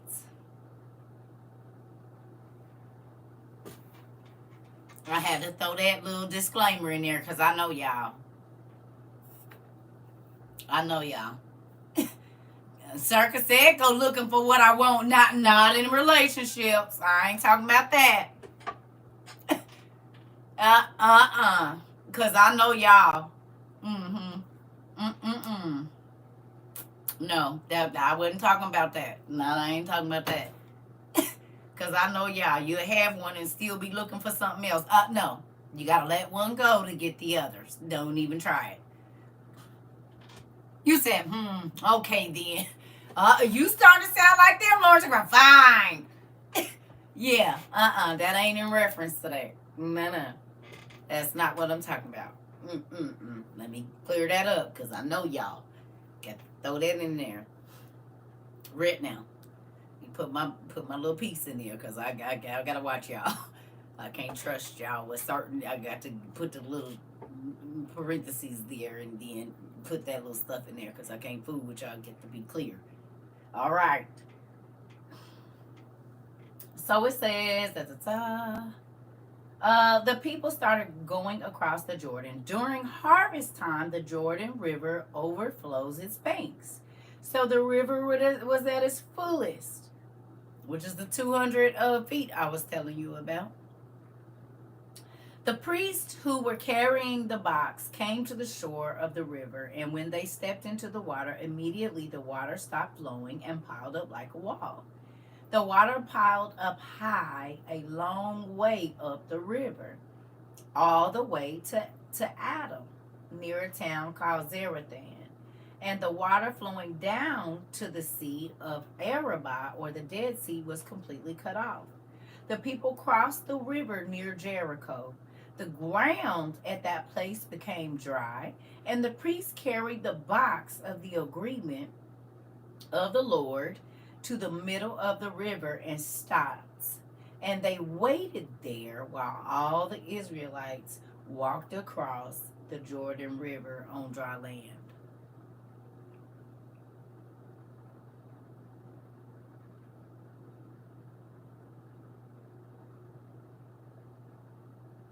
If those leaders had not listened, this transition from one side of something to the other would have not been possible. If they didn't follow instruction by instruction, plenty of lives could have been lost. If the people did not clean themselves while being in the presence of God, there could have been lives and souls lost. If you want to be a leader, are you willing to follow God's instructions to the T so that other people are not lost from your disobedience? I told y'all I ran from being a leader. I didn't want to be a follower either, but I didn't want to be a leader. When people would come and say, you going to, I said, I don't want to do that. Even at a young age, I understood the magnitude and the weight of speaking to people, and I didn't want to do it. I didn't want to. I was like, nah, I don't want to do that. I could do Bible study or something in the back, but like teaching in a nah, I'm good on that. God said, well, I got something for you. Don't matter what you're good on, because I need you to do something. You hear me? So understand, you got to be obedient so that you can teach your children to listen step by step to God. Because what happens when they can't see you?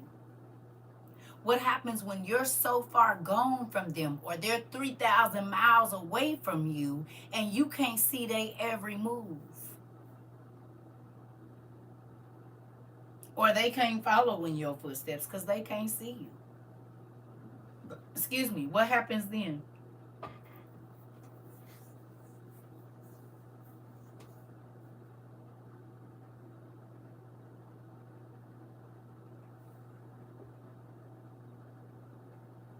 You hear me?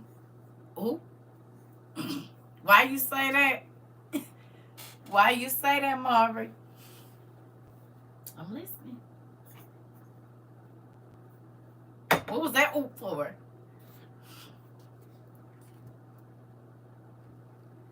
Listen, and you said no frisky biscuits in the basket. You know what?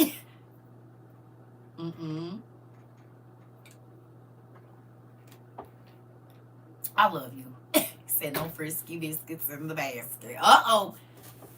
On that note, I think it's time to go bathe my plant. Uh-oh. Uh-oh. Listen here. I'm just gonna sit over here.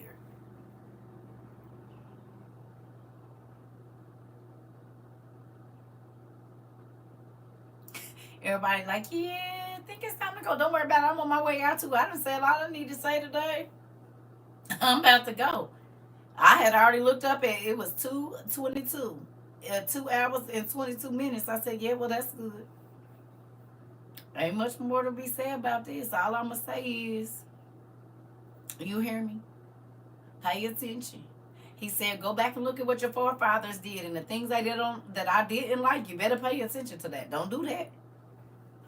Look at the time. I have to feed my dogs. You said I would show myself out the door. Uh-oh. Ooh.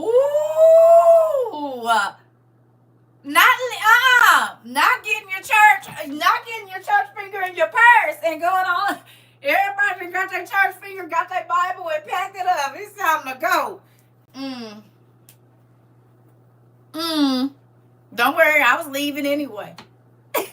I had just looked at it 2:22. I said, well, that's my job. I'm about to go eat. Because I ain't ate all day. I'm about to go find me some food. Don't worry about it. Yeah. You said I need to go wet my You said I need to go wet my water. Hilarious. Now I need to go wet my water. She said, I'm gonna go bathe my plant. I'm gonna see don't even get up. I'll let myself out. You want me to lock the door? Because I won't be back over here for a while.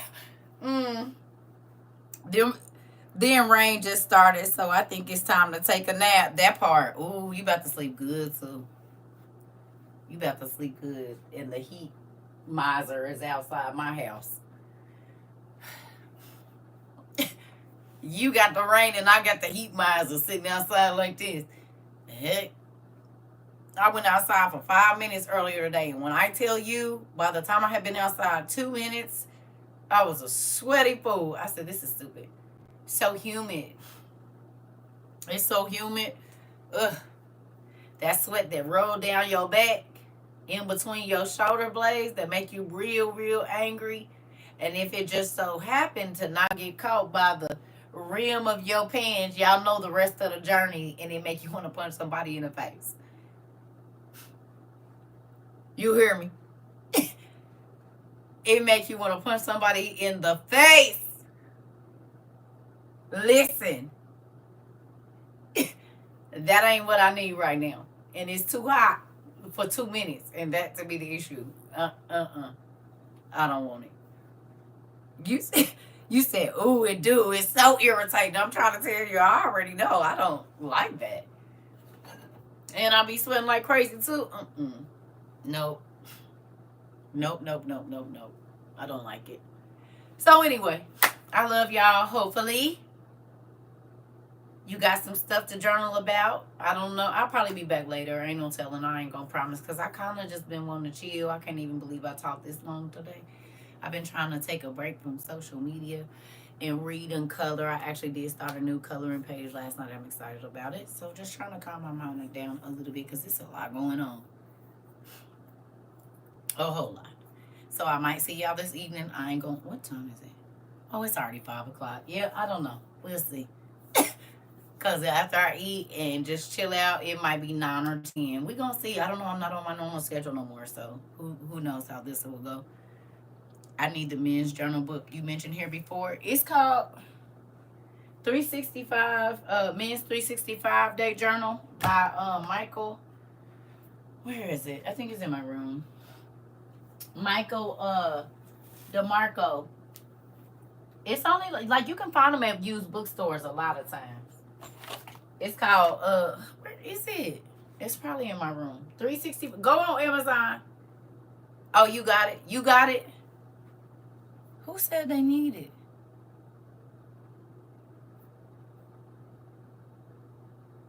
That's the book. Oh, okay. I see what you mean by early morning time with God. He won't let me sleep now past 6. Sleep past 6, we gotta talk. Oh yeah. Oh yeah.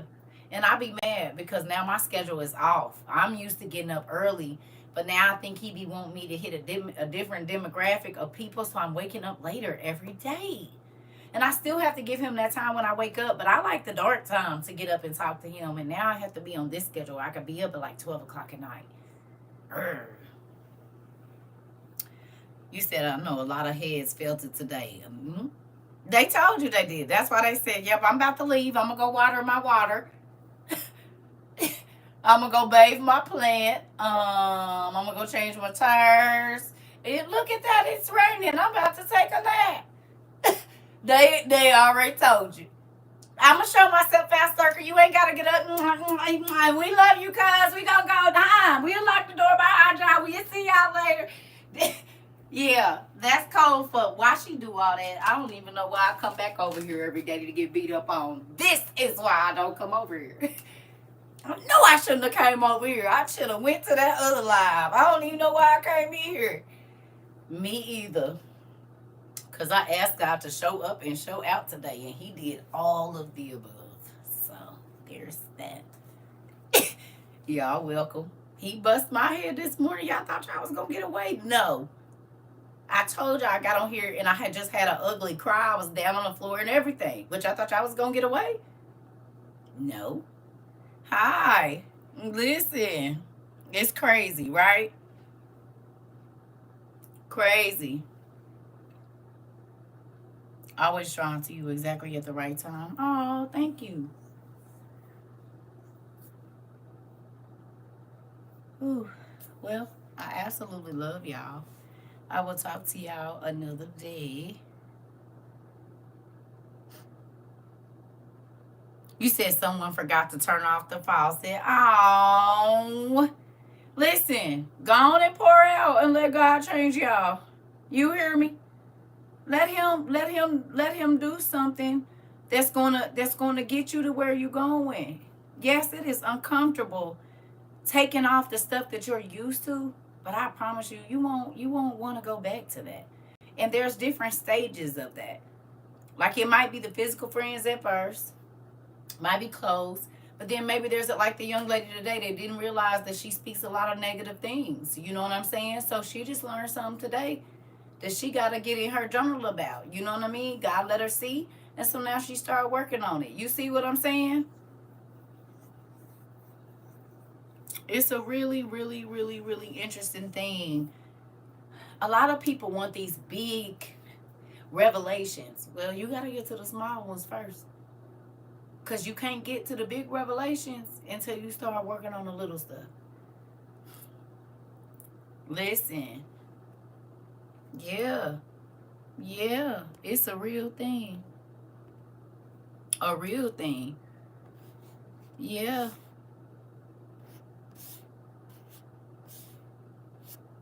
Mm-hmm. Yeah. It's a real thing. We affect many souls around us, regardless of how big or small. I'm trying to tell you. Nasty attitude go a long way. You can spread through the whole job in less than an hour. All it got to take is for one person to get on a PA system and say something with an attitude to act like they don't care about somebody's stuff, and everybody at work is mad today. Everybody get the same email. No. I ain't saved nobody life. I can't save life. Not me. God saved your life. He might have used me to help usher you in the right way, but baby, I can't save nobody. I couldn't even save myself, baby. I was drowning. You hear me? He had to come pull me up on my hair out of my sin, baby, because, honey, I was wallowing in it. rubbing all my sin in for everybody to see. I was all greased up like a holiday chicken in it, babe. I'm trying to tell you. He saved me. Rubbing it in like it was some expensive oil. You hear me? Listen. He said, now wash it off. You ain't never went in your room like, my kid is quiet. Too quiet. And you get in there and they got Vaseline caked in their hair, all over their body, it's in their ears, it's on their clothes. They done pulled their pants legs up and rubbed it all. It's squishing in between their toes. And they see him, they say, look, mommy.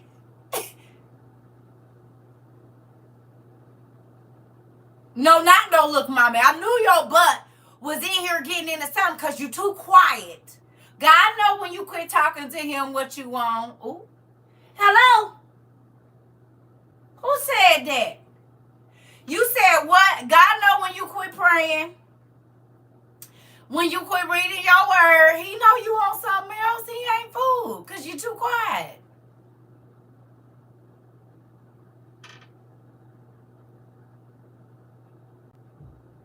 You ain't talking to him when you get up in the morning. You're not talking to him before you go to bed. And the only time you're talking to him is when you want to get to work on time. Oh.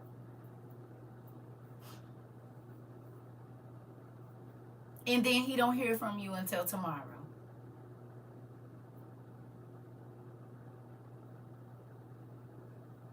Hello? Hello? You said Vaseline, the can of milk powder, all that. Okay. You already know. You already know. The body wash, everything. He know what you doing. He know you doing something when you get quiet. When you ain't daddy, can I have? Daddy, can you do? Daddy, can... He like, what they doing? They ain't been in my presence in about 3 weeks. Let me go in here and see what they doing in this room. You better hope you're not folded up like a pretzel when he come checking.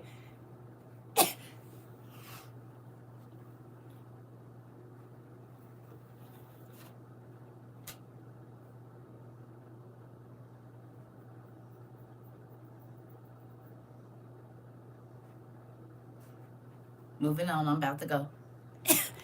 I'm going to just mind my business over here.